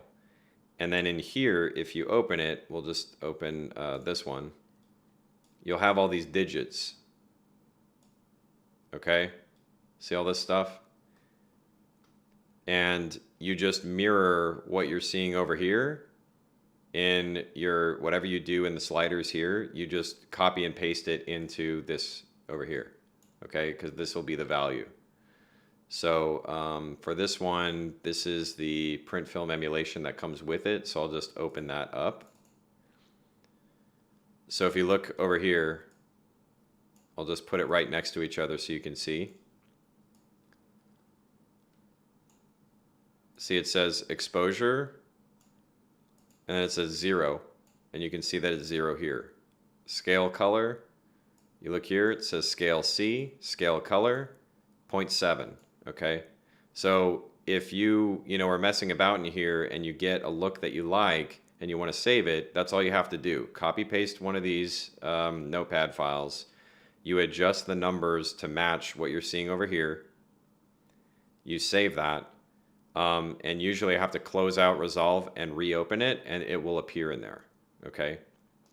What you could do is create like say 5 that you want to do, and rename them whatever the look is going to be, and then open Resolve and then change these. And once you change them and you go, you know, reset it like this, it will actually reset it back to your new whatever you saved last. So that's how you can do this pretty easily. Like this is a Kodak one that I made based off of what was in there. Is use a couple different things from different look modification transforms that I used. So that's how you can do this. Okay. I hope that makes sense. If you actually did this before with ACES and used DCTLs from that video, you should, you know, this should all make sense to you.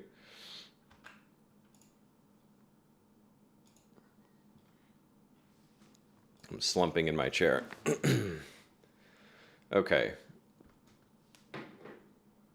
Any questions on that? That kind of thing is pretty technical. So I can understand if most of you don't do that. Let's see here. So that's what that should fix that with the ACES stuff. Oh, another person asked, could you put a transform IDT ODT, which is input device transform and output device transform, on the timeline level so you wouldn't need to replicate nodes clip by clip? You can do it that way, but I'll show you, I think, a better way. And I've done this before, but just in case you haven't seen it, I will do it for you. Just give me a second to get this set up, because this will be using grouping.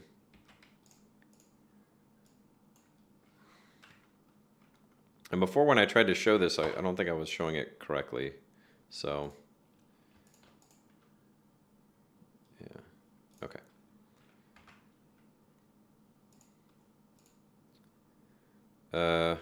VFX Todd asked, just real quick before I do that, VFX Todd asked, when you change the settings of the DCTL in Resolve and save the project, does that save the settings to that copy you made of the DCTL? It shouldn't.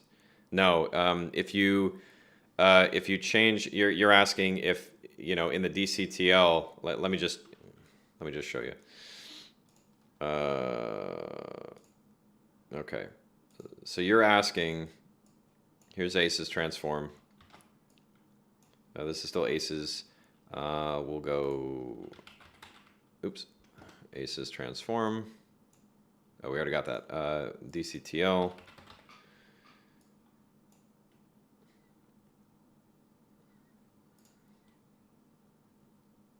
So you're asking if I was to, it's weird, why is it, let's actually make this do something. Okay, so you're asking if I change, let's say, scale color and I bring it to 0, you're asking if I now save my project, if that's going to change this in here. Let's see. It shouldn't, but Control S, save project, and then go in there, and it does not save over. Okay, so you don't have to worry about that. Once I go back and forth here, it will reset to the default that is in the script. So changing this and saving the project will not affect the script. It shouldn't. Like, if it did do that, I would be really concerned. I didn't even think about that. But yeah, it should not do that. Okay. Do I have the Yeah, this is also a really good one. Let me show you this. If you haven't used stuff like soft clips before, the Bald Avenger soft clip is really good. Um, you can do you can do quite a lot of stuff with that and get it to look really nice pretty quickly, like that. So actually really like the Bald Avenger stuff. Like I use his stuff all the time in Aces. I do a lot of like footage where I have stuff that's in Rec 709 from Getty, and I use the print film emulation a lot. It's really helpful because it kind of gets everything to look the same. And if you've used stock footage from Getty that's done by a bunch of different people, they all have their own looks, and a lot of them are not very good in my opinion. But this works better. Okay. Okay, so what I was going to show, they were asking like if you were to say go to timeline and do stuff in here for aces, that way it would, save you time. I wouldn't do it that way because the timeline will affect all of your clips. And imagine you have some that's like, imagine it's like ProRes, or if it's from a different camera or something like that, you would be affecting all of the clips, which isn't a good thing. And they had said that some of their footage was shot in Eterna on the camera, and they wanted to be able to grade that separately from their stuff that was shot in Blackmagic Raw that we're getting in Aces, or no, I'm sorry, not in Blackmagic Raw, but I think it was in Fuji Log. So I'll just show you here, I think, a better way to do it than using timeline. If you have these clips here, you can right click and then add into a new group. And we'll call this Aces Transform. So now you'll see these little green links here. So these are grouped together, okay? And you'll see these dots up here, and those are all different parts. Oh, weird, it disappeared there. That's a glitch. That should not happen. That should still be there. Anyway, yeah, that's weird. Oh, look, that's so weird. They messed that up in the beta. See, that's why you don't use beta on paid projects. Anyway, good thing this isn't my work computer. So in here, now that we've got everything grouped, you have several different options. You have a group pre-clip, a clip, and a post-clip. So, we did that here, but let's go to Blackmagic Design Film, and we'll copy those settings here. And we will go to the pre-clip, and we'll use an Aces transform. And here we'll go, actually this won't work like this. Yeah, it will. We'll just have to do this for these. But for this one, these are all going to be Blackmagic Raw, so they'll all be done the same. We'll just go Aces AP1. It's different than Fuji, but it's the same principle. You'll just have to do the nodes here. No, we'll do that. We'll do that. Okay, sorry. Scratch, redo it. Okay, so in this group, this will be, we'll pretend these are Blackmagic Raw, okay? And we're going to go, we need our Aces transform. And then here we need a color space transform. And we're going to go from Pocket 4K, red wide gamut RGB, and red log 3G10. And the reason why we have to do this is because there is no color space Aces input device transform for this thing for Pocket 4K footage. So we'll do this. Then we'll go from red wide gamut log 3G10 into Aces CCT. Okay, so that's in the group pre-clip. That means that for every shot in that group, you see it's doing the same transform. So it's getting into Aces, and it's the same. Whereas this shot is not being affected. We'll pretend like this is our Eterna shot, okay? So then, in our post clip, we put in another Aces transform, and we'll go from Aces CCT to Rec 709, okay? And if you want,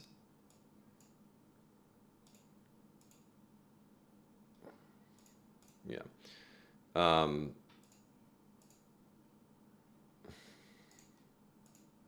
Okay. So basically, this will get you, the same kind of thing going on with these different shots.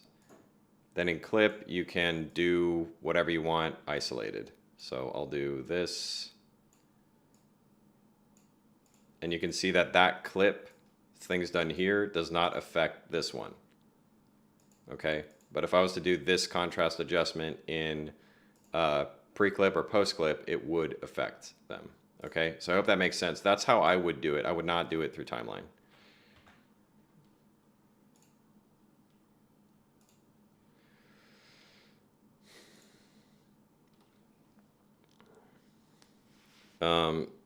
So VFX Todd asks, so you have to change settings to the copy in the text.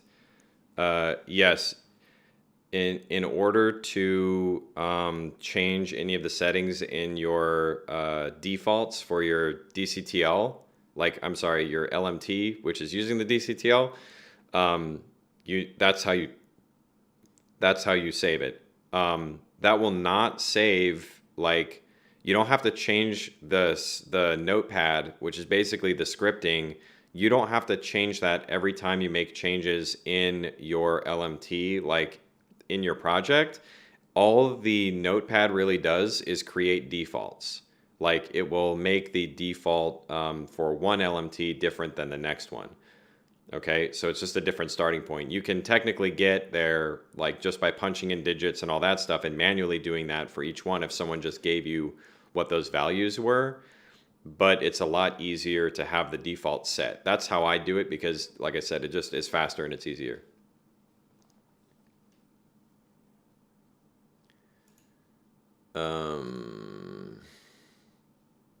Okay, I got about 15 more minutes left, so if you have any questions, please do them. I will go through my comments from the last week or so and discuss that while I wait. Somebody was asking if I worked with clips from an Odyssey 7Q recorder, which are ProRes 422 and S-Log 2. I've worked with ProRes 422. I don't really do a lot of S-Log, not really. But I haven't worked with anything from the Odyssey. So, depending on how they do the encoding, it could be different. I don't know. But if somebody wants to send me that, I can look at it and just ask me what you want me to do. And I can probably show you. Oh, this was one. So somebody was asking, and I'm going to show this right now. They said, this person said, this was on the BMPCC 4K BRAW ending the ISO 1000 versus 100 debate. He says, the confusion I had with the video is from the vague language you use. Most people use ISO to change exposure, but you say you're changing your actual exposure using tools. I'm left to assume that tools means shutter speed or aperture. I figured it out, but you could have just said that and shown it instead. The thing is, I do show that. I show what I mean. So I'm not sure what this person's talking about. I show exactly what I'm talking about. I show changing the aperture. I literally show that. And by tools, I don't mean the shutter speed or aperture. What I'm talking about is exposing using tools in the camera as far as the false color. When you change ISO, the false color will change. Okay? And if you expose based on what middle gray is, that's using the tools in the camera that I'm talking about. And I show all this. I show all this. If you don't understand that, that's fine. I can explain that, but please don't tell me that I didn't do something that I did, because I did do that. Within the first 30 seconds of the video, I say that, and if it does sound vague, I apologize. Okay, I do apologize if it sounds vague, but I do explain what I mean. So I'm not quite sure why they did that, but with this last, with 4 people left in the stream, I'll show something. So let me just explain using the camera so that you can see what I'm talking about instead of imagining. So I'm going to use the Blackmagic Pocket Control. Okay. And, okay. So in this video, when I'm talking about the differences between ISO 100 and 1000 and the way that it records data, it is no different except for the metadata in Blackmagic Raw specifically. I'm not talking about ProRes. I'm not talking about this stream and how it is. Okay, ISO does not really change your exposure, not with RAW, okay? It doesn't really do that. It just changes the midpoint and where middle gray is set, okay? That's all it's really doing, and that's all done after the image is taken, okay? And a lot of cameras work this way, where when you change ISO, it does not change anything about the capture other than it tells the editing software in post-production where to set the midpoint, how to map this highlight, how to map the shadows, that kind of thing, okay? It adds that curve in the program. That's what the Gen 4 or Gen 5 color science do. That's what your LUT does, okay? And with ISO, it's not much different. It's all post-production processing, okay? And that's specifically within the different gain settings. So I'm going to put my head out of the way. Let's go the other side. Sorry, I hit the mic, but okay. Okay. See this? Okay. Now I'm going to go to ISO 100. Do you see any difference in the clipping point for this? You can't because it's no different, but you see how my face is darker? Okay. This is all happening as processing in the camera after the image is taken in Blackmagic Raw. When you record, this is not what it's recording, okay? All it's recording is its linear data. It's just numbers, okay? And then when this is then spat out into the NLE, you can then change it like this to do whatever you want. And if you look at the background, look at that light back there, you can see that even though I'm changing it all the way up to ISO 1000, this thing does not change. The clipping point of that is no different. It's no different, okay? Even though my face looks like it's now overexposed, the data itself in camera is not. I know that because I can just do this. Same thing like live, I can do that in post. It's the exact same thing, okay? The difference is that the middle gray point is being shifted like this, okay? So in that video, when I'm talking about the differences between ISO 100 and 1000 is specifically to talk about a debate that was like wrong. It's not really a debate because people are talking past each other, where some people are saying, oh, if you use ISO 1000, you have better latitude in the highlights. Not true. It's just not true. Okay, I'll show you what they mean to say. Okay, now I'm going to get out of the way. So let's say I want this to not look so blown out. Okay, but I am at ISO 400. I'm at the native ISO for the low gain range of the camera. So how do I do that? Well, changing ISO, we know, does not give you more latitude in the highlights. Okay, it doesn't do that. Changing the ISO doesn't give you more or less information in the shadows. It doesn't really do that, not in RAW. It doesn't do that, okay? So the only difference, the only thing we can do is change what I call the real exposure. And using the tools in the camera, which is the false color, or using your histograms or whatever, you can change ISO to different values, and that will change what it's registering as middle gray. So when I go to 1000, middle gray is now, it's expecting middle gray to be exposed darker. So I'm going to change the iris, okay? Now my face is much better exposed now, you see?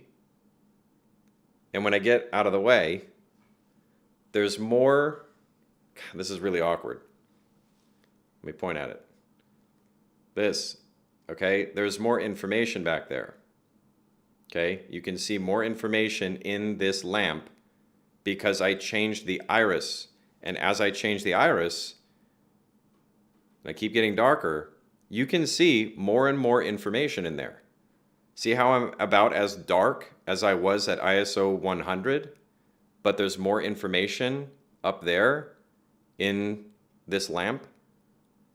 That's not because ISO is any different. It's because I changed the iris. Okay? And if I go to 400, okay, see? Same amount of detail in there. Nothing's blown out. Go to 100, same details in there. Okay? But once we start bumping that iris back, now we get it blown out. Even though I'm really, look how dark I am. Okay? Go up to 1000. Okay, it doesn't matter if I change the ISO anymore. There's nothing coming back in that lamp. Doesn't matter what I do with ISO. It will not change. This is what I'm talking about. Okay? So I hope this makes sense because I get a lot of questions on this, and I know it's hard for people to understand because they're used to thinking of it in a different way. Reality is, okay, the truth of the matter is, I should say, the truth is that changing your ISO from 100 to 1000 will not save your highlights at all in RAW, period. It won't do that. All that it will do when you're shooting is change that middle gray point to a different value to help you expose, to save your highlights. But all you're really doing is underexposing your shot, okay? So if this is the native ISO, meaning that your shadow noise floor is like, this is where it's going to rest and not be really obviously noisy. If you have to do this to get all this detail in this lamp, look how dark I am. Having to add a bunch of gain in post, let's go back to 1000. You know, having to add a bunch of gain in post to try to then bring everything up, dude, you're gonna have a bunch of noise in the shadows. It's like, you know, you're basically underexposing the shot on purpose. Okay. Now you can do that. I'm not saying there's anything wrong with that. Okay, if that's how you want to do it, you do that. Okay, you do that all you want. It's up to you. My thing is, I would rather expose for the native ISO that I know I'm not going to have to do a bunch of noise cleanup in post. Because basically, if the shadows are good here, then I know I'm not going to have a bunch of noise. Blown out, you know, light like this is not that important to me. And if the face is too dark, I'm not going to bump the ISO like this. What I'm going to do is bring in lights. I will, you know, I've got a fader on this light. Right now, I'm messing too much with the camera now. I have a fader on this light that allows me to adjust it. Right now it's on a very low setting and I'm shooting wide open at, you know, it says f1.3, but it's f1.8 on there, and then I've got the speed booster. So, you know, you can get enough light usually to get at least a face. Okay, and even if the window was blown out, I would just, you know, draw the curtain, or I would put a semi-transparent kind of curtain there to kind of make the window irrelevant. You know, this is not what I care about. You know, if there's a window blown out, or if there's like a light behind me, or you know, out there blown out, the more important thing to me is the face and making sure there's not a whole lot of noise that I've got to clean up, because that to me is way harder than just having, you know, the light source is you know, not blown out. I really don't care about that. Even in film, if you watch older movies especially, you'll see stuff get blown out. You'll see light sources blown out. You'll see, you know, exterior shots where things are blown out. It's how you roll it off that actually matters. You know, that highlight roll off, you know, going into clipping, you can make that look fine. Okay. And I mean, that's a whole nother thing, but I mean, that's all I'm trying to show with that video. And I'm trying to show it also live. But it's, you know, it's kind of one of those things where, like, I'm a little bit surprised that I'm still having to talk about it, because I think people still don't quite understand what's going on. They still don't quite understand how it works. And I wish I could just turn on and off false color for you, but you can do this yourself. Like, everything I'm showing you, you can prove or disprove it yourself. Like, and you will see that everything I'm telling you is true. Okay. So, you know, do it yourself. You know, if you have the camera, you know, take it, turn on false color especially, you know, point it at a light source and just change the ISO and see what happens. And you'll see that that red stays there regardless of what ISO you use, it'll look the same. The only thing that changes is the part around it that's not clipped. It's either clipped or it's not clipped. It's not in between. So, okay. And the other thing you can do is also the shutter angle, which I didn't display before, but I don't remember if I showed that in the video. I know I showed changing the iris, but you know, you can change the shutter angle as well. Here I'll do a faster shutter angle, and you'll see it'll gradually go down Might look weird. I didn't try this live, but look back there. There's more and more detail coming into that light. See? Less and less of it's getting blown out. See that? Okay, and that's just changing the shutter angle. Come back. And it starts to get more and more blown out. So that's another way that you can adjust your exposure for your shot, and it adjusts the real exposure. It's not, just the gain that's being applied after the fact. Okay. Yeah, I hope that makes sense.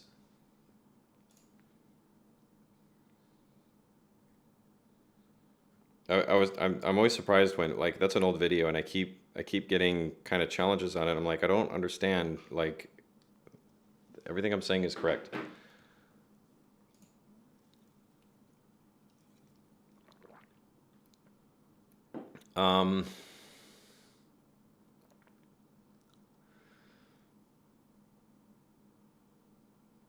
Yeah, see, this was another question that I got. It's not that I don't like questions, by the way. It's just that I'm just surprised that this, like, I'm just surprised that maybe it's just Blackmagic Design needs to make this more clear, that this is how the camera works. It's the same thing in the low and the high gain settings. Like the way that they operate is the same way. It's just one of them has analog gain that it basically truncates the highlights in favor of the shadows to make the shadows cleaner. That's all. It's all it really does, and by about a stop. That's all it does. But they work the same way. Like if something's clipped at 1250, it's clipped at 6400. There's no difference between them as far as the actual data for Illumidata that's captured. There's just no difference. ProRes is totally different. Like it will have whatever is in there is baked in, but that video is not about that.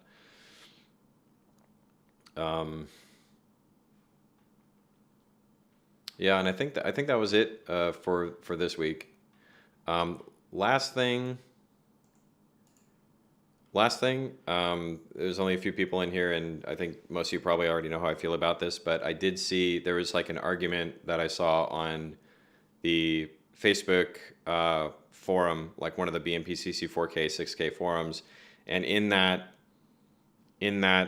argument, what was happening was there was somebody asking for, like, what are the best LUTs kind of thing. Like I see that all the time. If you're asking what the best LUTs are, there are none. That's the first answer. There are no best LUTs. There's no best lookup table. It doesn't exist. Okay, so don't look for that. If you want to find like styles, you can just Google it and you can find stuff. You can go on Google or DuckDuckGo or whatever it is and go find them yourself. That's probably the better way to do it.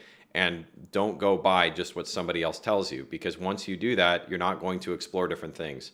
Okay, so maybe ask for some resources if people have them, but asking for the best one and blindly selecting it from what they tell you is not really a good idea, especially if it's someone looking to sell it to you. Like, if I was making LUTs, I would just be like, buy mine, obviously.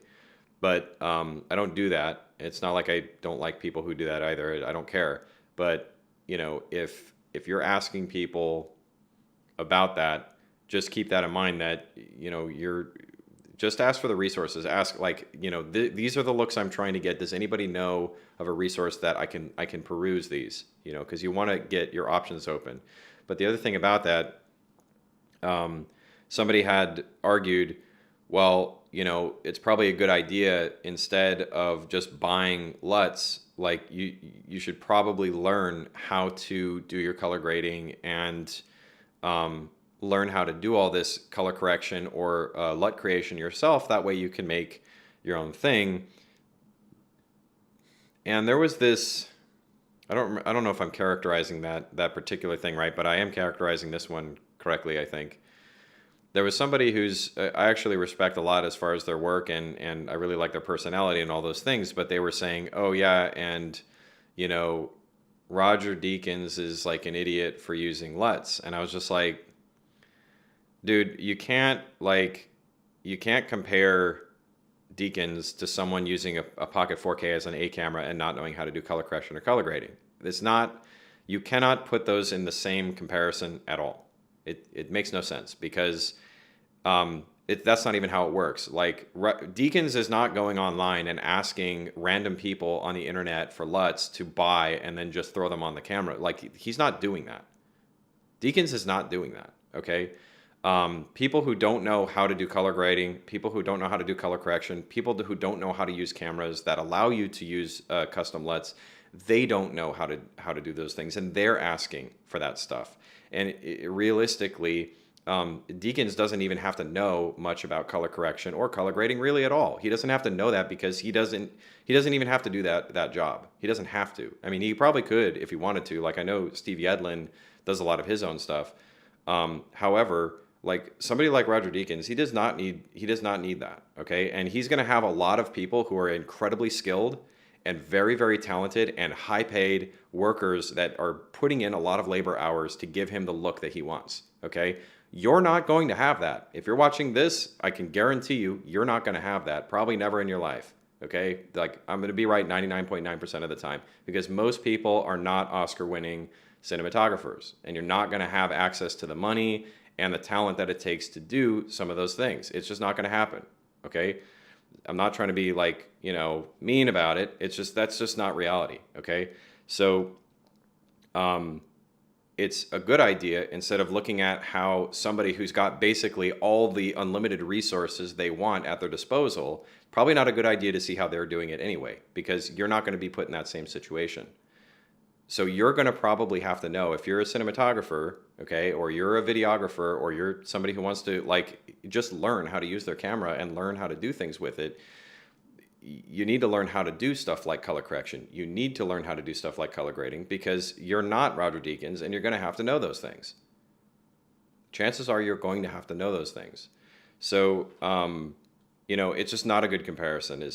I'm not trying to be I'm really not trying to be a jerk about this. It's just that's real life. And I had to learn all this stuff because I was thinking when I was in school, well, I'm gonna be like a producer. I'm not gonna have to know how to shoot footage. Like I didn't even shoot really anything while I was in college. The only things I shot is like what I had to. And it was like really annoying and I was not a big fan of it. And it was only after college where I actually, and when I was working in television, that I actually had to learn how to use cameras and do all that stuff, which I didn't do in college. Everything I did in college was like screenwriting, how to produce a movie, how to produce a television show, how to write stuff like that, how to create like oh my God, what the name is escaping me right now. A format, like how to format a show, like when you watch something like Survivor, understanding what the format is, why it works, all of those kinds of things. That's the kind of stuff I was learning in school. A lot less on like the cinematography stuff. I took like one cinematography class and I could not care less when I was there. I really couldn't. It wasn't my thing. But once I got out and I had to actually do work, I was like, holy crap, I'm hardly ever going to be in a situation where I've got a whole crew where I'm going to have, I'm going to have one person dedicated to a crew of people. I'm going to have another person dedicated to this thing. I'm going to have another person dedicated to this thing. It just isn't like that because when you're in school, you work like in the Hollywood model. And then when you're in real life, the Hollywood model really doesn't work for most projects. And by most, what I'm talking about is a lot of the stuff you see. Wedding videos are not done with the Hollywood model. Okay, not like the vast majority. The only ones that could be is like if The Rock is getting married. He might have something like that, but you're not going to be doing that. If you're doing independent films, I can't tell you how many independent films I've been a part of where the person that's operating the camera has to focus, is the only person who knows what they're doing because everybody else is a bunch of volunteers that just thought it would be fun because a lot of people worth their salt and have talent want to get paid. And they'll go on an independent film only if they're getting paid. But on indie projects, maybe 24-hour film festival, 48-hour film festival, that kind of stuff, dude, chances are you're going to have people who have no idea what they're doing. They just want to have fun. So in those cases, you're going to have to know what you're doing. Okay? So, that's what I'm trying to say is that like that kind of argumentation is just, it makes no sense to me. Roger Deakins is not asking people on the Facebook forums for LUTs. He's not doing that. Okay? And I worked in visual effects as a technical director, okay? Every shot that we received, and this is probably different with Ace's workflow now, but every shot we received had its own LUT, its own specific LUT you had to put in to the shot in order to make sure that you could display it properly. Every single shot had its own specific LUT. Okay? These were not purchased offline or online or whatever. These were not purchased from random people and were just correction LUTs. These are specifically made lookup tables so that we could view and work on visual effects correctly. Okay? And when you need to watch more stuff also, like you need to watch more movies and you need to watch more shows, because in a lot of cases you'll have like scenes, like you'll have a movie, not everything made by the same cinematographer is going to have the exact same look. The look is going to be different for every single movie most of the time. Like if you're shooting a period piece, the look of that is different from something like, it is a time thing, but something like The Crown. Even if you watch something like The Crown, okay, the earlier stuff, like the earlier period of the Queen, is shot with one kind of look, and then the later periods are shot with a different kind of look. Something like Blade Runner looks totally different from looks totally different from like a Western. So these are very different things, okay?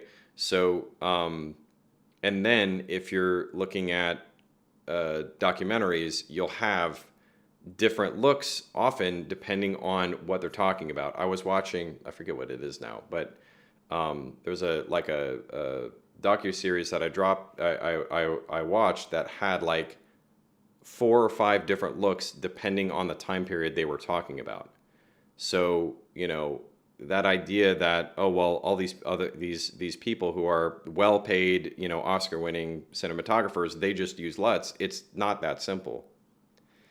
What am I ranting about? I'm not really ranting. I'm trying to explain to you that comparing a random person that just bought a camera and asking what the best lookup tables are online, you cannot compare them to Roger Deakins and say, well, Deakins uses LUTs, so you can do it too. It's not the same thing, okay? That's what I'm talking about. I'm not trying to rant about it. I just get excited when I talk.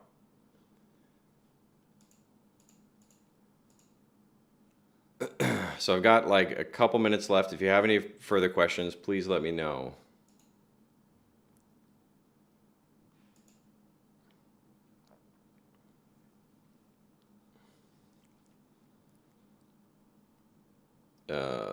Yeah.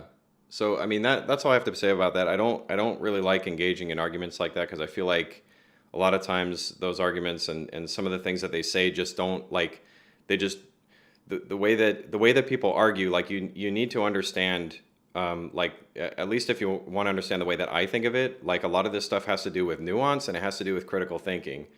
And it's just something I see often, where even really talented people, they sometimes are not really thinking through logically what they're saying. And then they'll say something like that, and it's like, I'll read that and I go, dude, like, you're totally wrong here. Steve says, Tony's correct. Funded features and dealing with services, service for fee is completely and utterly different. I'm not sure. Not sure what you mean. Can you expand on that, Steve, before I head out? Because I'd like to know specifically what you mean. Because, like, for funding and services and a lot of different things, with, like, like when you go, my big thing about all this is, like, people understanding that when you're talking with especially random people online who just, like, bought a camera and don't really know how to use it, and you pretend that they're going to follow a Hollywood model, dude, they're probably not going to do that. And just assume that you can follow, like, the same model as somebody else. This is why I also talk about vintage lenses and why I don't like them, is because in order to make them look right for what a lot of people expect them to do, from what I see, is you really have to know what you're doing. And newcomers to videography will see that, oh, well, this YouTuber that I like uses vintage lenses and it looks really nice. Well, they know how to shoot with those. They might have a matte box, especially if you're using vintage glass. You definitely need a matte box with flags. You have to have that, because you need to be able to flag off stray light that you don't want. Okay. Um, and they probably have certain ways of shooting that they know how to use those lenses to not have problems. If you're like me and you shoot a lot of corporate stuff, or like a video where you need to control how much halation, for example, is in the shot, dude, you don't want that vintage stuff, because you're going to be shooting against a window and you won't even see the person you're trying to look at. This is why I try to make sure that people understand nuance, and like really look at these kinds of discussions seriously. Um, Sid says, just bought the Siryu 35 millimeter and so excited. VFX taught. Yeah, I think those are the anamorphics, right? The anamorphic lenses. I haven't used those. Emotion VFX says it was a personal attack. That guy didn't like my answer because it could cost him a potential LUT client, and ended up devaluating my work as crap later. Yeah, I mean, that's the thing. Emotion VFX is like, you're, you know, I don't really like it when those kinds of discussions get personal like that. It doesn't have to be. Like, we can talk about stuff like, I don't like certain lenses, and that's totally fine, but just because I don't like it doesn't mean that it needs to be like a personal attack on me or my character. And the same thing with you, Emotion VFX. Like, I remember reading that and I was just like, this is escalating really fast, and I'm not sure why. It definitely doesn't need to be like a personal attack on your work. I've seen your stuff, Emotion VFX. You should not be ashamed at all. I really like the stuff that you've done. It's just, and also that's not really a good way to argue either. Trying to talk crap about other people's work to try to make yourself sound right. That's not a way to be factually correct about anything. It actually doesn't matter. I could make crap video that doesn't change whether or not I'm correct about, the highlights back there getting blown or not in ISO 100 or 1000. It actually doesn't matter. And the same thing with LUTs. If you actually have a good argument and you argue how LUTs do or don't matter, or why you shouldn't buy LUTs, regardless of whether or not your work's good, your argument can be sound regardless. That's all I'm saying. And it just doesn't need to get there. Steve says, that's correct. Doing a feature with a crew small in Australia, some have no focus puller, as an example, isn't what you're going to do in a setting up corporate is all by yourself, plus one or maybe two. Yeah, Steve, that's what I'm talking about. And the vast majority of us, like, I'm talking about like 99.9% of, probably even more than that, 99.9999999% of people who are shooting anything, they're not going to have the Hollywood model. They're not going to have what Roger Deakins has. They're not going to have what even, some indie features can get up to like $10 million. You're not going to have that most likely in your lifetime. I mean, it's just a matter of probability. The chances that you're going to have that is very, very low. So, telling people, oh, well, you don't have to really learn how to use your stuff because you can just go buy something from someone else, and somebody else who has all the money in the world and all the resources in the world do it, so you can do it too. It's just not the case. Like, you cannot make that argument because you don't know that. I mean, taking talent completely out of it, even if you had the same talent as Roger Deakins, dude. I mean, if you either have the resources or you don't, So, and in my case, like, the only time that I've had the Hollywood model, which is where you have basically one person dedicated to each job. I mean, we're talking about, not only are people dedicated to, like, you got one guy and a set of dudes that are, and ladies too, that you got a gaffer, and then you've got a crew that's working with the gaffer to make sure that the lights are all hung and everything's put right. I mean, there's cases on union jobs where you can't even touch the lights at all. Only one person or two people on set are even allowed to touch and turn on the lights. You're likely not going to have that happen on a lot of your projects, and it's fine. Like, you can make a really good living and you can have a really good life not having to do all that. But like, it's just we need to be aware of that. We need to be aware as a community that we're not all going to be in the same boat. I remember seeing from people when they bought the Pocket 4K, they were like surprised that there was no continuous autofocus and were really put off by that. And I said, I was guilty of kind of doing it too, where I said, well, why are you using autofocus? Like, you're in video, it's probably a good idea just to manually focus stuff because X and Y reasons and all that. And they said, well, I shoot weddings and I can't manually focus it. And my brain was like, I didn't even think about that, and that was my bad. And I told them that. I remember I was having a discussion.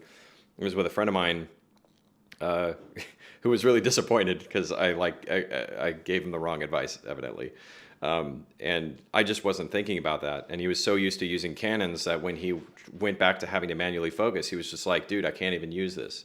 So we just need to be aware of that when we're having discussions with people. We can't just assume each other, are in our exact same wheelhouse. So last comment here before I head off. Steve says, Roger Deakins is not going to care what some dude on a forum says about him not using LUTs. He is where he is, a person asking about LUTs and complaining about someone like him. Reality, yeah. Well, I mean, it's just that regardless of what he does, you're likely not going to be in that situation, and you don't know what the situation is probably either. Like, if you think that Roger Deakins is, doing all of this stuff all by himself, like most of us who are using much less expensive equipment, have a far less in our budget, and are doing projects that are not nearly as expensive as like $100 million project. Well, regardless of what he does, it doesn't matter. Like, you're not going to. It doesn't really make sense to even try to do the same thing. Like, you're going to have to figure out what's going to work best for you. That might get you started in one way, but it doesn't mean that. That's the only way to do it, and it definitely doesn't mean that it's the right way to do it for what you're doing. And trying to bring it up that he uses lookup tables. Well, yeah, I mean, you're going to use lookup tables in Hollywood because you have to use them on set regardless. But that doesn't mean that once you get in a post that they're just slapping on a LUT and saying, have a nice day. That's not how it works. So, all right. All right, folks, I'm going to head out. I'm going to go have some raclette. And I will see you all in 2 weeks. Hopefully I will be able to get a new video up. I've been incredibly busy with stuff in the house and with work. So hopefully I will be able to get a new video up before next time. If not, I will have a new video up about something before the one after that. So catch you all later.